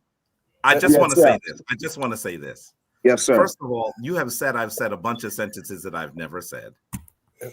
You are questioning my credentials without any credentials. I'm not even exactly sure what you're arguing. If you disagree with me, find something that I said and say, I disagree with this because of this. And it'd be helpful if you had a source, because I've been showing you sources all night. Okay, well, let's just start. Wait a minute. If you disagree with the sources, you can. But the best way to disagree with the source is to show a source. When you don't do that, it seems like you're on flights of fancy. We begin to question whether you're inebriated. I don't even understand the argument you're making. You just said that they have slaves in canopic jars. What does that even mean? No. I said what does they that keep mean? things like food, their organs. They keep slaves. It's retainer slaves. All right. Things. That's it, man. Come on, I got to go to Asar. Asar? Yes, sir. So some of us actually do get certificates through these programs. This is just one of them that I have. And this is just the introductory level here. But I also have one from the School of England. I got a couple other ones that we have. So when guys get on here and they're pseudo, they ain't even been to Israel before. Can't get citizenship, none of the above. And you see us riding camels, horses, climbing pyramids, taking people on group trips, doing what we need to do with the locals, speaking the language, deciphering stuff, and showing scholars stuff that scholars say, you know what, you do have a point there. I just can't agree because I like to go back to Egypt and finish the work I'm doing. Then when a guy hops on here who's really pseudo, doesn't have the credentials, you just sit him down with the one banger, because he's a scholar 3 times over. He's going for his 3rd master's. I have a few certificates because I don't feel like getting a full-blown education in this, because I've studied and I see the curriculum. Others are on here, we practice, we this, that, the other, and then here you are. If most of these guys can't even tell us when the Passover days are, or when you're supposed to celebrate Hanukkah. So sit down, my brother. With all due respect, my brother Gideon, you need to chill for a second. All right, let me go to the way I did, Jabari, you're supposed to jump up like that, my brother. But only 1%, only 1% of Egypt has been uncovered and revealed. Only 1%. So out of that 1%, you telling me you can extrapolate all type of stuff? I don't see that, Jabari. What did you base it on? Can you source that? In fact, they ask about Asar often, right? They ask about who resurrects and what have you. If you ever read the Letters to the Dead, you will see the people talking to their ancestors as if they can still help them now, because we retain their wisdom, their knowledge, their guidance, and their methodology and their way. This is why Mfundishi Jehudimus tells you, orchestrate their edifices, reconstruct the statues, remember the who. Remember, what do I tell you? Remember who you are and be an Asar, and this way you won't get led astray and afar. And these are the problems that you have, because you don't use your African mind, you don't ever study the African text, and I can pull up Ankh Shashank right now. You know what we'll be reading? Honor thy father and mother so that your days would be long on earth. But you would try to turn around and tell us, no, that was see, the Bible doesn't extract. We know where you got it from. It's not a mystery. You're the Hellenistic Jew, and Josephus told us where you come from. It's over. Oh man, we got some Hebrews that's coming in the paint. Hey, Sankofa, and then I got Elder Yara. Sankofa, you on the call. I'm gonna just say, so I noticed that my conversation was like flippantly dismissed, which is the way, which is understandable if no one ever really considered it before. So this is how I came to the reasoning that I'm presenting here, especially with Marcion, the presentation of the Pauline letters and 2nd century authorship of the Gospels, right? So number one, you can't just dismiss like the statements that were said here earlier. There are 3 Pauls, like, and then the understanding that the Bible is the inerrant word of God.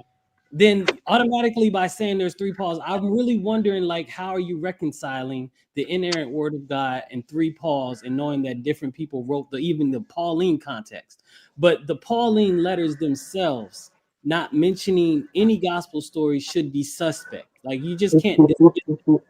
That's number one. Number two, the very fact that the writers, the other Christian writers that emerge after Paul or after those so-called letters have the same writing style, have the same thematic style. They talk about the same things, but they never mention gospel stories. At the moment, I'm forgetting those other authors after Paul. I know John is in there. 1st, 2nd, 3rd John, I think it is, and the other authors or whatever. But all of those letters sounds like they come from the same school. One of the scholars that I'm quoting is Nina Lively. She wrote the book The Letters of Paul in their Roman Literary Context, and she's like making the argument, one of the arguments, that Marcion is the first, because you don't get the Pauline letters before Marcion. You can't dismiss that. This man sat up here and dismissed the discussion of Eugnostis the Blessed when I showed you a methodology that a Christian was using in order to copy a text. And some are saying this is an Egyptian text, Eugnostis. Copy a text and turn it into a Gnostic Christian text. I'm looking at that being flippantly dismissed, but at the same time, not able to produce any archaeological evidence besides lying Christian tradition, which he acknowledges by saying that there's different authors in the Pauline text that says that the biblical context is in the 1st century, when you have no real reason to understand its dating. It's arbitrary. Their datings are arbitrary. The 70 AD dating of Mark is arbitrary. They just put it there. It must have been written here. There is no evidence for it. There is no documentation for it. I think something is seriously wrong with Christians not preserving their text. Why do we have the teachings of Ptahhotep, which dates over 3,000 years old, but we can't get a 1st century gospel? Like, they have no respect for their text. They have no respect, apparently, for their so-called God, man, to save any of the text that is written, that's closely written to his age. The first time we get any of these texts is in the 2nd century. I'm going to keep putting that point there because Marcion is very important to the development of the Christian tradition. Damn.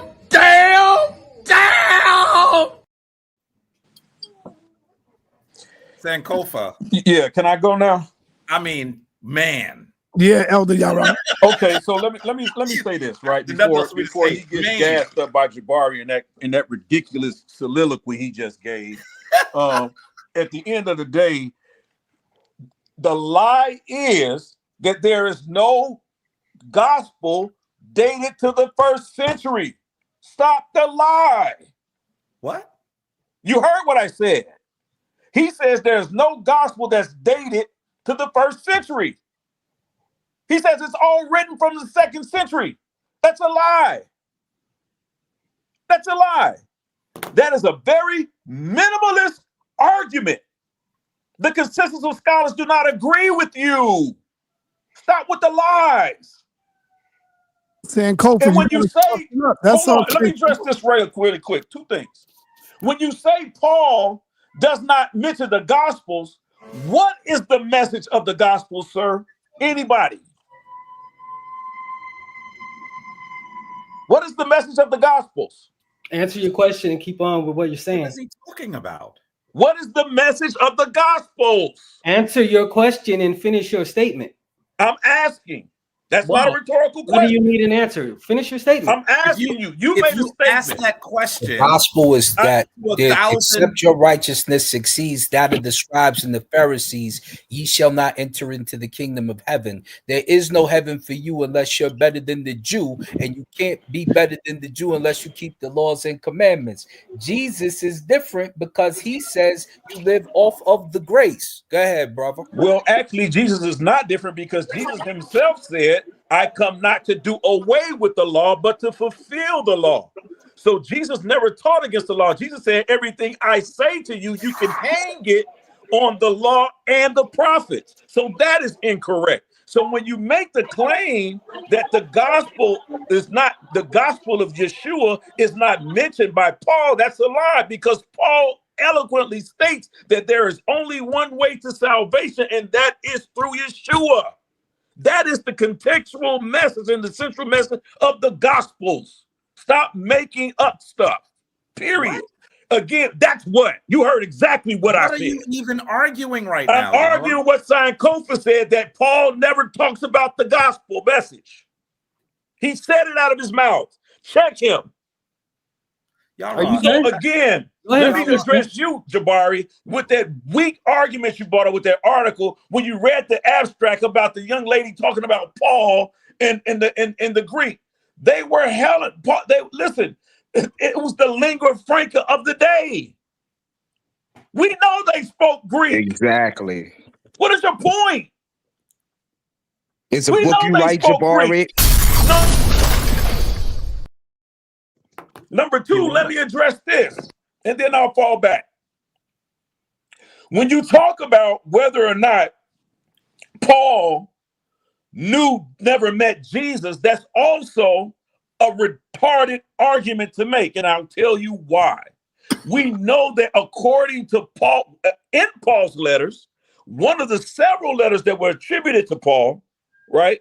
We know that in the book of Luke, which we know Luke wrote, his name was not just attached to the book of Luke, because in the book of Luke, in the very first 2 verses, it says, I, Luke, wrote this.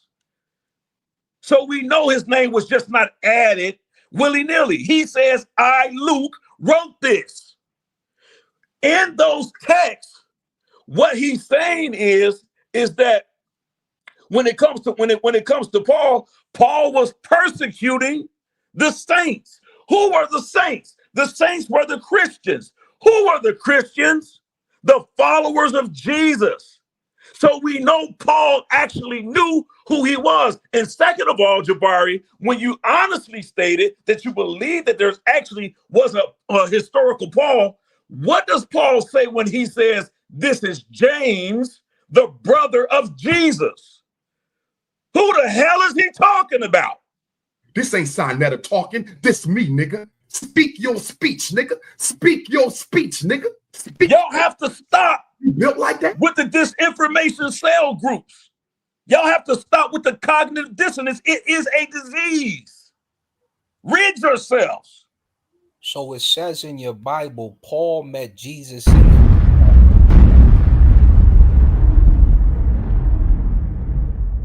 This is why I call him the Panther.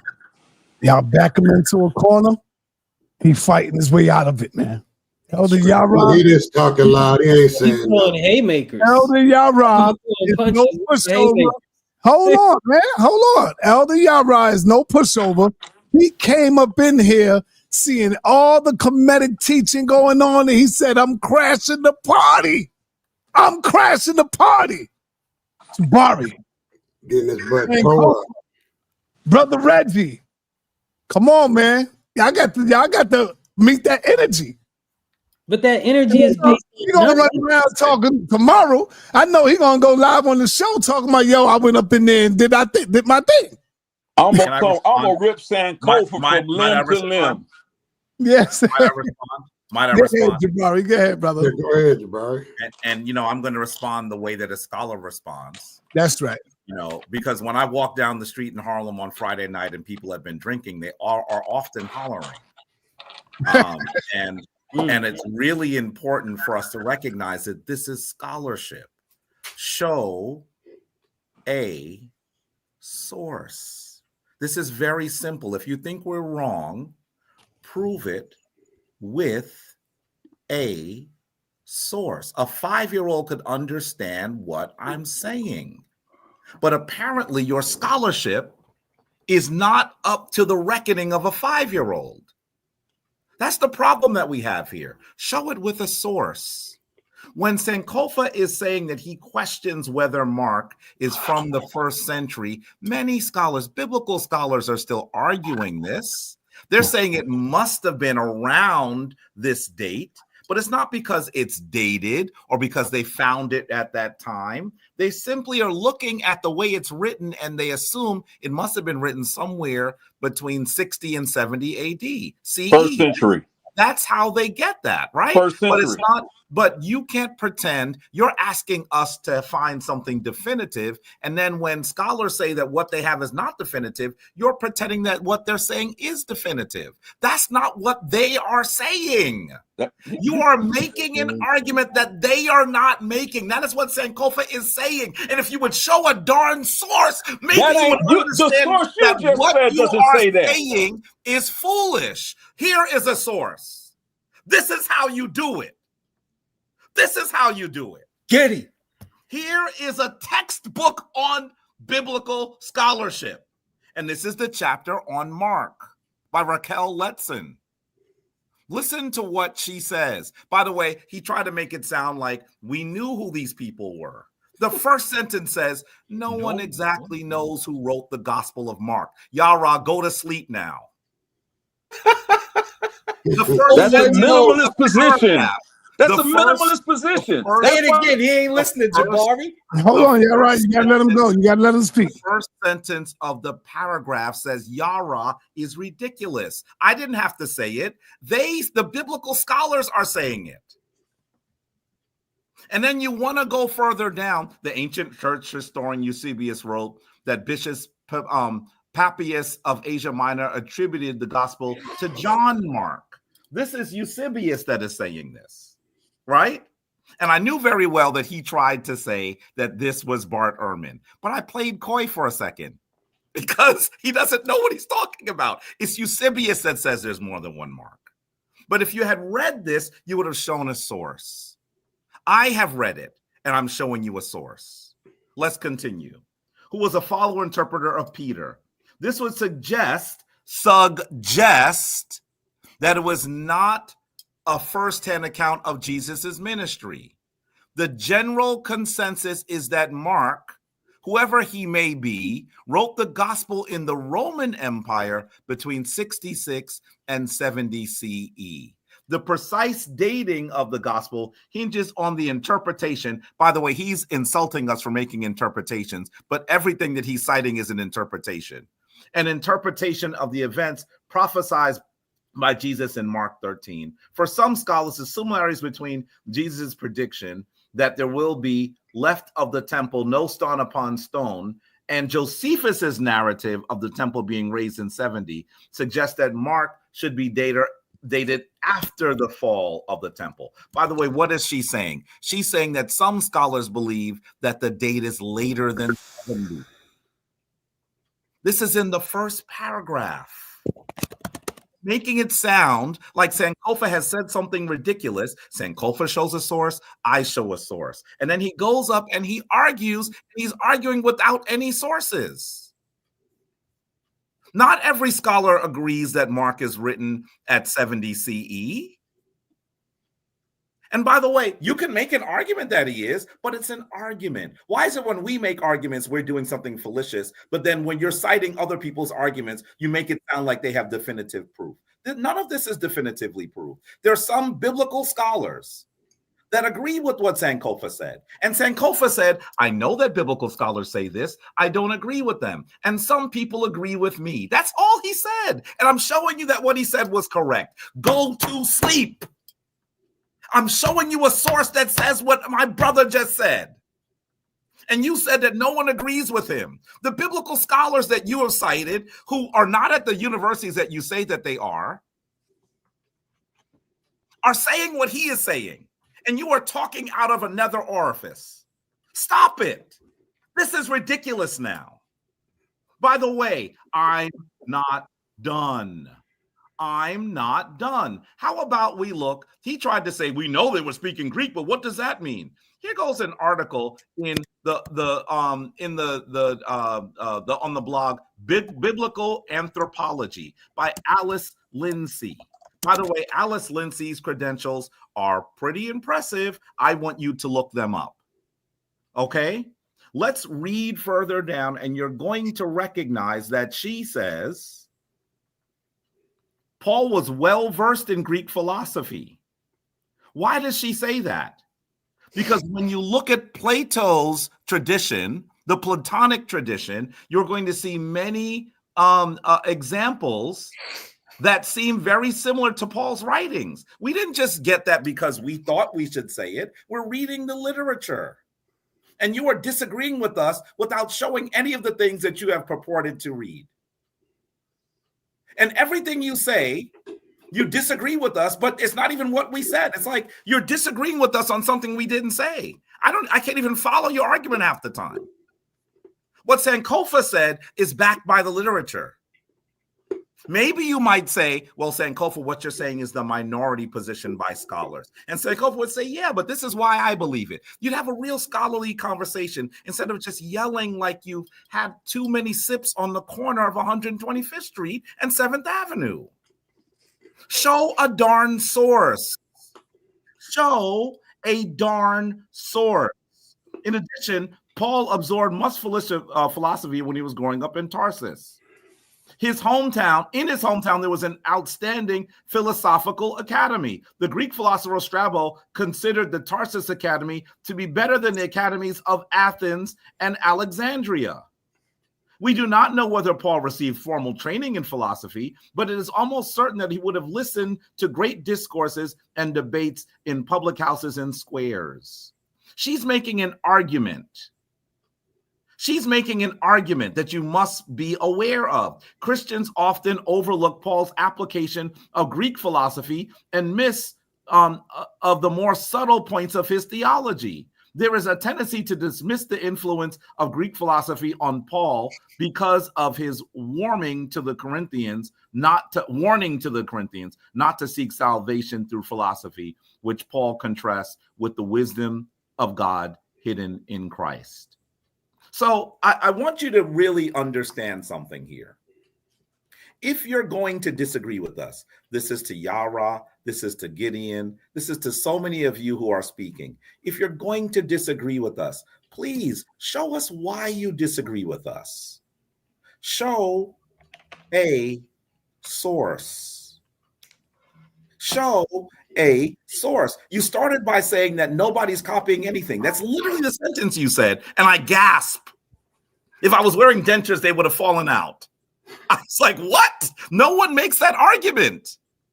Scholars are constantly talking about interpolations, about earlier versions of the Gospels, about where things are from. I mean, we've shown you the sources. If you disagree, show a source. If you cannot show a source, at the very least say, you know what, Jabari, you know what, Sankofa, you know what, Reginald, I disagree with you, but I'm going to get my sources and come back and then we'll have a conversation. We would respect that and we would think that you were actually honoring our time and our study. But instead, what you're doing is you're disagreeing without any source. Stop.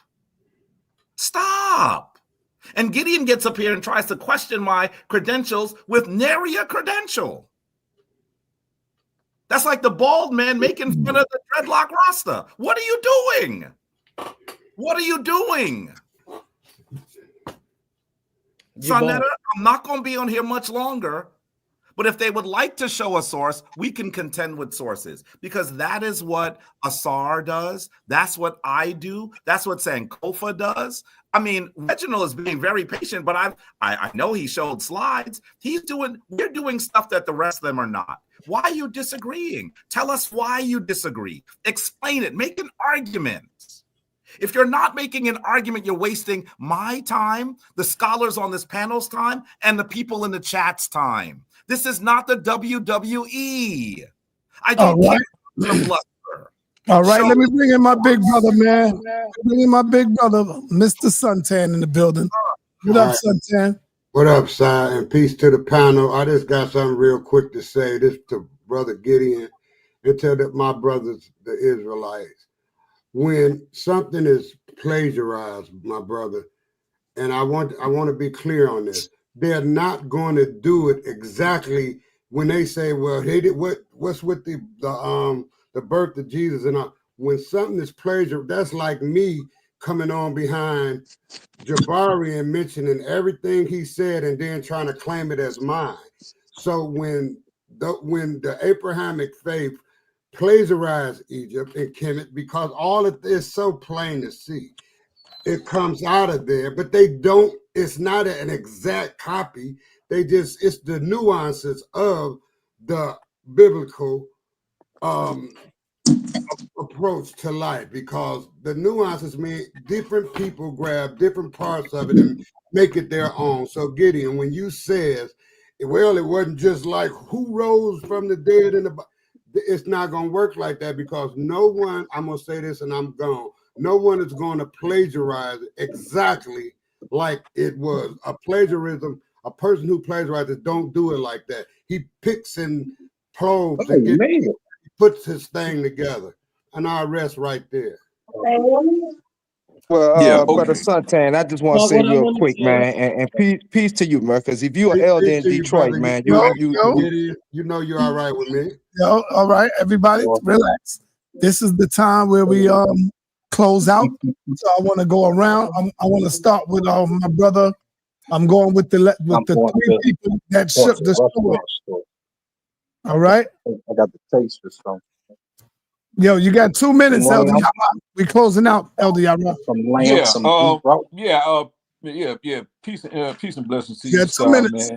Yeah, peace and blessings to you, sir. Yeah, I want to say this again. Jabari he's the epitome of of gaslighting, right? Again, he probably urinates alcohol. At the end of the day, what I'm trying to get Jabari to understand is that I never said Paul didn't use any platonic renderings to relay the gospels, but he did not support Plato's ideas. Again, the source that you brought out, you keep saying sources. Every source you read tonight, Jabari, cut Sankofa from the rooter to the tutor.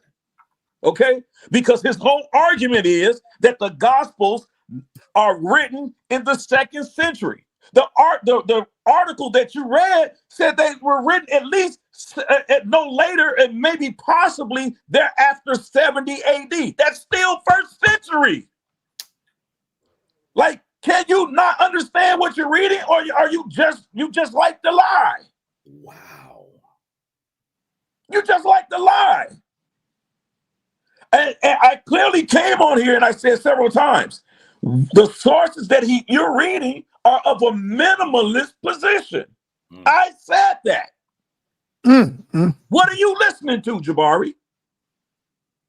What does that mean? That's the minimalist position. So at the end of the day, Sankofa is wrong. I don't care what the hell you telling him. He's wrong. I know you're trying to build up his confidence, but he's wrong. And you know it, Jabari, and you're going to get him in trouble if you don't be honest with him, because I'm going to get him on this panel and I'm going to watch him. Oh my goodness. I'm going to watch him. So don't do that to him, Jabari. Take him to the side like a good little Comedic student and teach him, because he's wrong. He can't make that argument. All right, okay. Tom. You are in the house of consciousness, God damn it.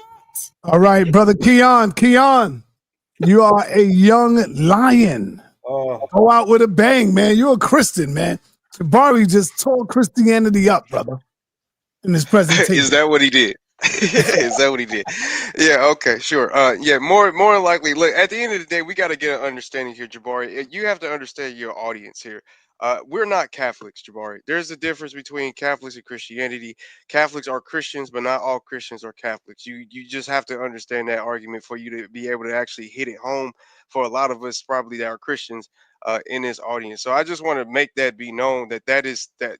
I mean, you can't ignore that. You can't just say, well, most Christians are Catholic. That's irrelevant. That has nothing to do with it. At the end of the day, there is a clear distinction from a Catholic, a Baptist, a Protestant, a Luther Vandrian, whatever you want to, whatever you want to throw out there. Yeah, whatever you throw it out there. There's so many names. You think So, about If this world were mine. No, this is closing. This is closing, Yeah, y'all. this is my closing. Y'all two, come on, y'all. Y'all gotta be mature here. That was a joke. Like y'all, I'm glad y'all laughed though. But at the end of the day, right? Oh. So, where are we going here? We're here. Yeah. Another thing too. Another logical argument that I feel like you make is that nobody reference. Why would they reference the place where they got it from Egypt? Again, Jabari, they literally reference a whole entire religion in Judaism. So why would they reference Judaism? Why would they use scripture from Judaism? Why would they use scripture from the old prophets, but in reference them as into this is where this came from, but then not reference the Egyptian people that supposedly all this stuff come from? I mean, it would be irrelevant. It would be, to me, it would be a little bit illogical for us to say that this is where it came from and them not referencing it at all when we have examples of them referencing other religions. So those are my 2 points. Glad that Luther Vandrian tickled y'all so much, but y'all have a nice one. All right, Son 10, you up. 2 minutes, close out. All right, peace, man. Like I said, at my ripe age, I got respect for everybody and what they believe in. I know to leave people alone and don't try to go in their paradigm and change them around. But I understand, and what this panel needs to understand and what the world needs to understand is that we got to go by chronology. Things work in order. You understand? So if the Kemetic faith was here before Christianity, and I'm saying the way that the European made Christianity, because we understand that Christianity was here in Ethiopian, but they switched it all up. So to make a long story short, just use chronology in your argument, and I think you'll get, a little bit further. And I love Yara. He's so headstrong, but that's the only headstrong guy I know could be wrong and would stand on it. So, hey, peace to you, man. And you're not totally wrong. You just, dogmatic. You're going to stick to what you like. Apostle, y'all dogmatic. Y'all going to stick to y'all premise. And I got to respect that because that's your ground that you stand on. So peace to everybody. All right, Brother Gideon, you on the call. Appreciate that, sir. Once again, man, appreciate you letting me on. Definitely always all praise to the Most High in the name of Yeshua. To my brother Suntan. So when you was, and I'm saying this in closing, you say that if we don't have the proof, we could just look and just say that, that it has to have come from there. How come you can't say it came from the Indian man or the China man? So you have to have some type of proof showing that it came from somewhere. You just can't say, oh, just because it must be this. I'm saying if we want to speak as scholars. Now, if we want to speak off of spirit and your spirit led you to think it did that, by all means have at it. But speaking on evidence, we can't say it because it's not there. And from what I seen Jabari since I've been on, the only source that I seen him pull was in regards to Mark. That had nothing to do with the Egypt being, rather Christianity being plagiarized from Kemetic. I'm not saying that's his point, but if it was, I mean, that's a non sequitur. That's moving. That has nothing to do with the subject. So I still have yet to see where Kemetic influenced anything Christian except the Catholicism that we see today. And quoting these church fathers is really to me is invalid, because I can go into those same scriptures, the Bible, and invalidate every one of those church fathers, because they are the fathers of Catholicism. So, you know, with that being said, you know, we got to understand what we're looking at. You know, just because something sound right don't mean it is right. You got to make sure it's where you can find it and it's verified. Other than that, is about whoever have the best thing that come out their head. And with that, you know, all praise. All right. 7. Let's go. You're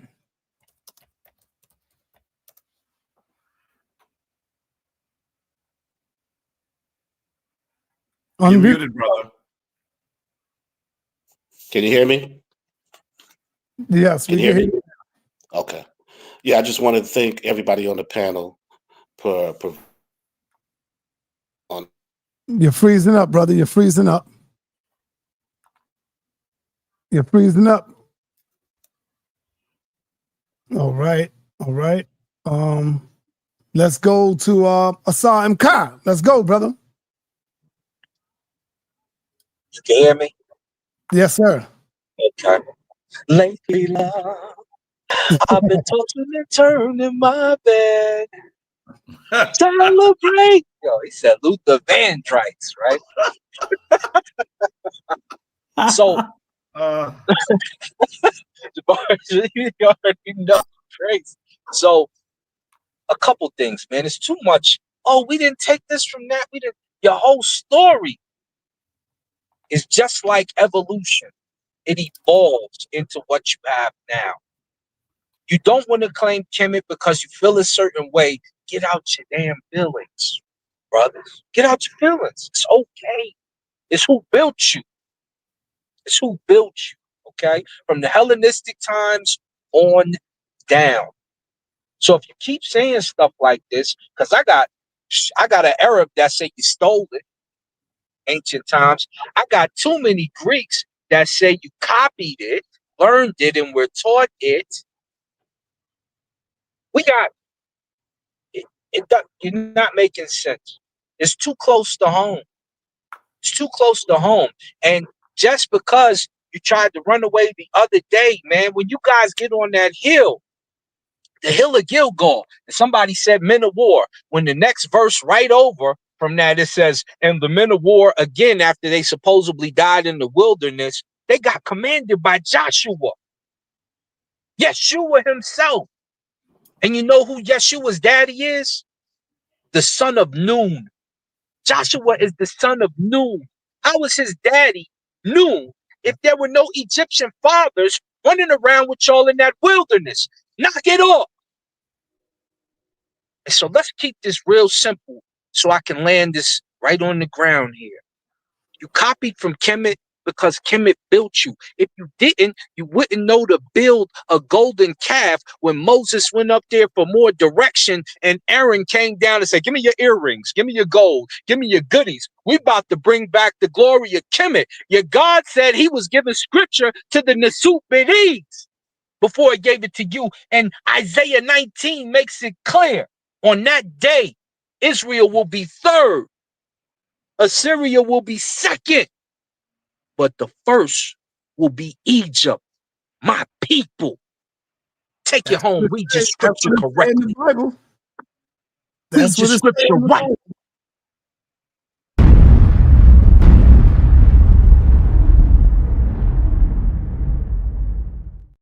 Right, brother Reginald, you up, brother? You got 2 minutes to close us out, man. Thank you first of all for coming through. Thank you for hanging out with us. Yeah, it's been interesting, you know, and and I have to say, fellas, I'm just not a debater. I've never that's not something that I normally do. So Well, you could have fooled us the way you handle Elder Yara. It's when I have to do something, I can do it, you know. Okay. So, but you know, I don't go after credentials because I create credentials, and I teach people, and so you know, it's to say that there is no connection to Egypt. I don't understand how a brother can say that if you know anything about the Christian fathers, they were Gnostic. Where did the Gnostics learn from, and then where did Christianity come from? It baffles the hell out of me when they can try to say that there is no Egyptian connection? The Greeks learned, the Gnostics learned from Egypt. I mean, and then Christianity came from the Gnostics. So it absolutely makes no sense to me. So it's where you just start to get into these circular arguments like this. It's just like, I don't know. So interesting. Jabari, man, I enjoy listening to you. So a lot of what you're saying. So, but it's just an interesting deal to me. And Sa, thanks for inviting me on, man. I appreciate you. All right. Thank you, brother. Appreciate you. You are in the house of consciousness, God damn it. All right, Sankofa, take us home. Take us home. All right, peace. Yeah, brother Jabari, the presentation. Hey, Sankofa, I think I'm gonna have to put you up against Elder Yara. He want all the smoke from you, brother. Yeah, I see that. Yeah, he want to pick on you. He think you the lesser of the knowledgeable brother. Yeah. Lesser of two lights. That's what he thinks. Yeah, the lesser of two nights. Lights. Yeah, he picking on you, man. But the conversation, it actually was a bit irritating because we were discussing our great ancestors' work and legacy, and then we got into this. But I think it's important. Now, Jabari's discussion centered on what's called Markan priority. There's other priority, and what that means is people are saying that Mark was the first gospel. There's other priorities. There's a Matthean priority, which is Matthew was the first gospel, and then there's a Luke priority. I thought Markan priority for the longest until I started looking at different things. And I kept emphasizing reading Paul's gospels, looking at why did the scholar reading them to figure out the themes that Paul was discussing to determine why they were saying his gospels, certain letters were authentic versus inauthentic, looking for the voice, looking at the style of his writing or the style of the letters to see when the style changed, and able to identify what style belonged to one author, what style belonged to another. And then at the same time, looking at Philemon, looking at Peter, looking at John, and seeing that the themes are similar and they differ from the gospel, number one. And then at the same time, reading the church fathers. It's very important because the church fathers are supposed to be leading the church. And when they're doing that, you're supposed to just be talking about your boy, Jesus, and how great and glorious he is. And it's funny that they don't. Like, you're the leader of your church. You're the leader of your organization. You don't talk about your main dude. That's odd to me, right? Then number two, looking at why are all the other gospels, so-called Gnostic gospels, they're trying to date every single one of them to the 2nd century, yet these four are interesting. But and these four happen to be the same gospels that are that the church, who we know manipulates and lies, and it was even discussed and revealed in this conversation that they know that parts of the Bible is a lie because there's 3 Pauls. I ain't never heard of that before. 3 Pauls, so they know certain Pauls are lying. Anyway.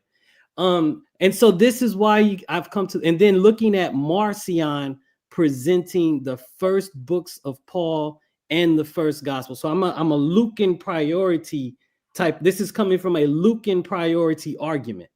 So as people are saying, no scholar agrees with that. Look for the Lucan priority argument. And then looking at the very fact that Irenaeus in 180 is the first one to mention the names of the first 4 gospels. That's what's making me come to my conclusion. All right.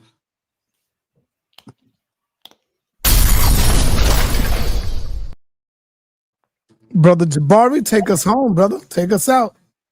Yes. And I think they were starting to get to you, brother, talking about Paul exists now, Jabari. No, I really want you to understand that this is not about anyone getting to me. I think that you're taking the position that no one in the biblical narrative existed. And you reminded me, and you was there, and you even laughed at him. Remember that debate that Captain Tazariak had with Malik Zulu Shabazz? Yes. And it was debating, are we Israelites or are we so-and-so? And Shabazz was against that, but at the end of the goddamn thing, he said, yeah, we are all Israelites. And you even looked when he said that, you like, what the hell? Remember that?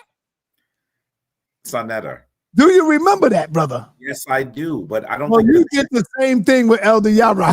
no, not even a little bit. Not even a Okay. little bit. All right. All right. I want us to recognize Christianity comes from somewhere, sa.neter. Go ahead. Close out. Close out. You close out on my. And I'm closing out. Christianity comes from somewhere, right? And I'm not arguing it didn't exist. I'm just saying that the descriptions of how it existed are mythological. How it came into existence are mythological. That it has been largely taken from an earlier position. And I noticed that I gave an entire discussion about how this entire spiritual period, starting with Passover all the way through the Lenten period up and through Easter Sunday, comes through Carnival, comes from the Kemetic tradition. And I noticed that the folks that were disagreeing didn't deal with any of it. So, you know, part of the problem that I think we have is that we are actually in the position where we want to believe the things that Grandmama told us. And I get that. I get that people that you love told you that Christianity was the way to salvation. I understand that. People that loved me told me the same thing, but they gave you the best of what they had. When you do a bit more research, you begin to get to the point where you begin to see that they didn't know everything. And that when you know a little bit more, then you're able to make a better decision. That's it. And I'm not saying that you must not be a Christian or a Hebrew. I'm saying that if you understand the origin of the tradition, you're going to be a different type of Christian and a different type of Hebrew. But the folks that are here simply want to take the position whole scale from the same people that enslaved us, the exact same tradition. The only thing they want to change and say, oh, the story's about us. That's the only thing they want to do, right? I mean, this is a book that accumulated over 1,500 years. We know that it was edited. We know that it was curated. But I guess we have to trust the people that edited and curated it. You know, it's interesting to me that people argue the Bible so wholeheartedly and then say that Catholics aren't Christian. The Catholic Church gave you the Bible. I want to say this again. The Catholic Church gave you your Bible. So I'm so confused. When people come up here and say Catholics are not Christians, sa.neter, what I want you to do is start by saying, without having them search the internet and look around, say, what's the difference between a Catholic and a Christian? And then the other brother said, well, Catholics are Christian, but not all Christians are Catholic. Yeah, that's what no one would argue with that. But you have to also understand how the church came into existence to understand where the different sects in Christianity came into existence. See, now we're in a place where people can say they believe the Bible and not say they're part of any sect. But the reality is they still are part of certain sects because they don't understand how the tradition developed. They don't understand that their ideas are influenced, in fact, on the sects that they are in. Yep. So when I hear them talking, I can tell them what church they're part of. But because they don't do enough study, they just read the same book. They don't understand this. It is a little frustrating when you come forward with tons of sources and people just say, I disagree because I disagree because I disagree. I mean, I feel like I'm talking to a toddler and I'm trying to tell them to go to bed and they say, I don't want to go to bed. And you say, why? And they say, because I don't want to go to bed. Why? Because I don't want to go to bed. This is not a platform for that kind of talk. Our community is expecting us to make good arguments. And I haven't seen many people make good arguments. I'm going to tell you, I have not, Sankofa and I don't agree on everything, but I have never heard anything that brother says that I cannot follow and not agree with. You understand what I'm saying? It's not that I agree with exactly how he's come up with his ideas. He's making a good argument using sources and study. And to have people come up here and not make any argument it's crazy. I hope the community sees that, Elder Yara, I love you to death. I think you're a good brother, but I think that he thinks that talking loud and just using a few interestingly placed words will confuse us. This community has been listening to great scholars for a long time. They know what it sounds like when someone's not saying anything at all. And by the way, Sankofa, one of the reasons why people argue that Mark is from 70 is because when further scholars say that it must be later, he argued that after 70 must be first century. That's not even a mathematical argument. What? But then the reason why they struggle is because most people say that the next gospel was written in 110, and they don't want to smack them up. Be that far. This is not a definitive way to date gospels. That's what Sankofa is saying. He's correct. But you have to read the sources. You're not reading the sources, you're just reading the Bible. So, and then to say things about scholars that they said that they didn't say, isn't it interesting that whenever they quote Bart Ehrman, they don't show you what he said? I showed you what he said tonight. It was very different than what Elder Yara said. Anyway, here is my final statement. Easter, Carnival, and Lent, and all of this major portion of our year that is all around us comes from Kemet. We've shown you sources.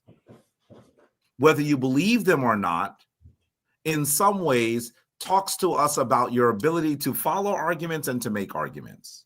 If you disagree, show us a source. Show us why you disagree. And if you agree, it'd be nice that you even show us why you agree. Do you see that Sankofa, myself, and Asar can say, oh, here's something else I think fits your argument? Because we're making arguments. Family, I'm always honored to speak to you. I'll be doing some tours within the United States. I hope you'll come out. If you really want to understand how we got to where we are, do the research. Peace. I think sa.neter thought I was going to talk much longer. Where are you at, sa.neter? Yeah, I think we're the last ones up here. Yo, do you hear me, Jabari? No, we didn't hear you up until right now. Oh, okay. I told Pastor Bennett, you're not running back into hiding after this. Because Pastor said, yeah, he said he will take you on. I said, you know, Jabari been waiting on you for a while. So what do you think about this one coming up in May 3rd? The toughest, the baddest Israelite right here, Captain Tazariak, taking on one of the baddest pastors in the church. Who you got on this one, Jabari? I honestly believe that Pastor Bennett has read enough of the text and is making arguments that Captain Tazariak is going to struggle with a little bit. I agree. I think it's going to be a very interesting debate. I'm not sure if I'm available at that time, but if I am, I'm going to be in the house. I'm going to send it to you. You got it. You'll have it whenever you're ready. I'm going to be in the house live if I can, because I think it's going to be a really interesting debate. I don't agree with either of them definitive at all, but I think that Pastor Brennan's going to make better arguments. Well, look at the topic. Salvation is also for non-Israelites. Yeah, that's right. I think that Pastor Bennett is going to make the argument stronger. I mean, all I have to say is, Elder Yara was talking about Paul. All of Paul's writings are trying to universalize the tradition. So, are you just saying that Paul doesn't exist? So, I don't know how Tazariak is going to get there. I'd love to see how he's going to do it. All right. And with that, thank y'all, brothers. Appreciate y'all coming through. All right. Appreciate it, man. And we out of here, man. Peace. All right, so have a good one, brother. All right. Peace. Y'all can see our way out.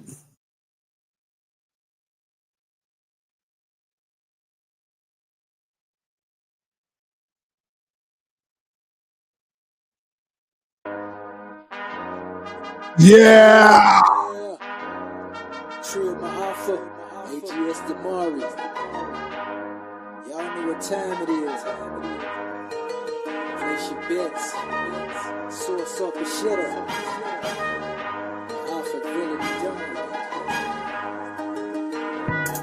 Debate Coliseum, you pseudo sideline. Yeah, I got plenty motion. You blind, lead the blind. I'm in the HOK, sourced up and ready. I got the drop on every op. Yeah, who wanna test me? The bait collar, see it. You pseudo sideline. Yeah, I got plenty motion. You blind, lead the blind. I'm in the HOK, sourced up and ready. I got the drop on every op. Yeah, who wanna test me? Stepper with a cane and top had to match. A Lord of Ice, supreme ruler. That's right in his act. Double or nothing, 2 for 1. That's how I'm coming. Do the math and do the knowledge. I'm March 100.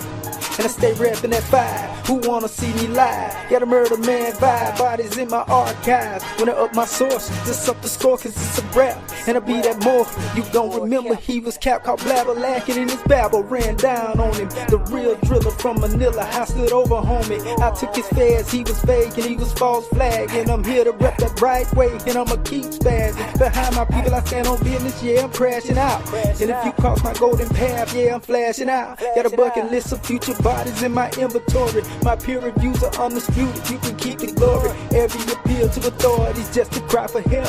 And intellectual cowards, they die 1,000 deaths. Who really want it with me? I stay war ready. Round for round, got 100 slides. Who wanna test me? The bait collar, see you pseudo sideline. Yeah, I got plenty motion. You blind, lead the blind. I'm in the HOK, sourced up and ready. I got the drop on every op. Yeah, who wanna test me? The bait collar, see you pseudo sideline. Yeah, I got plenty motion. You blind, lead the blind. I'm in the HOK, sourced up and ready. I got the drop on every op. Yeah, who wanna test me? Godfather green light, I'ma whack 'em all. It's time to clean up the platform and tax 'em all. Know it like you owe it. The elders sent me for it. Retaliation is a must and that canopus bogus. It's pseudo killer be killed when I'm in the battlefield. They say steel sharp and steel, my real isn't real. Yeah, this that scimitar talk and I'm ready to drill. Train to go and fully equipped to break that Roman seal. Grinding the powder and get power to the masses. If it's smoke, then it's smoke, I'ma get axed. Tell them come with it. Done did it, we split it, they can all get it. I got 7 deadly venoms, been sick with it. I can behead them in public and still get acquitted. I put in work on house niggas and tell them I hit them. I'm that runaway slave they wanna capture. I took the whip from his hand and punished master. He's just another widow son of a bastard. I wage war on infidels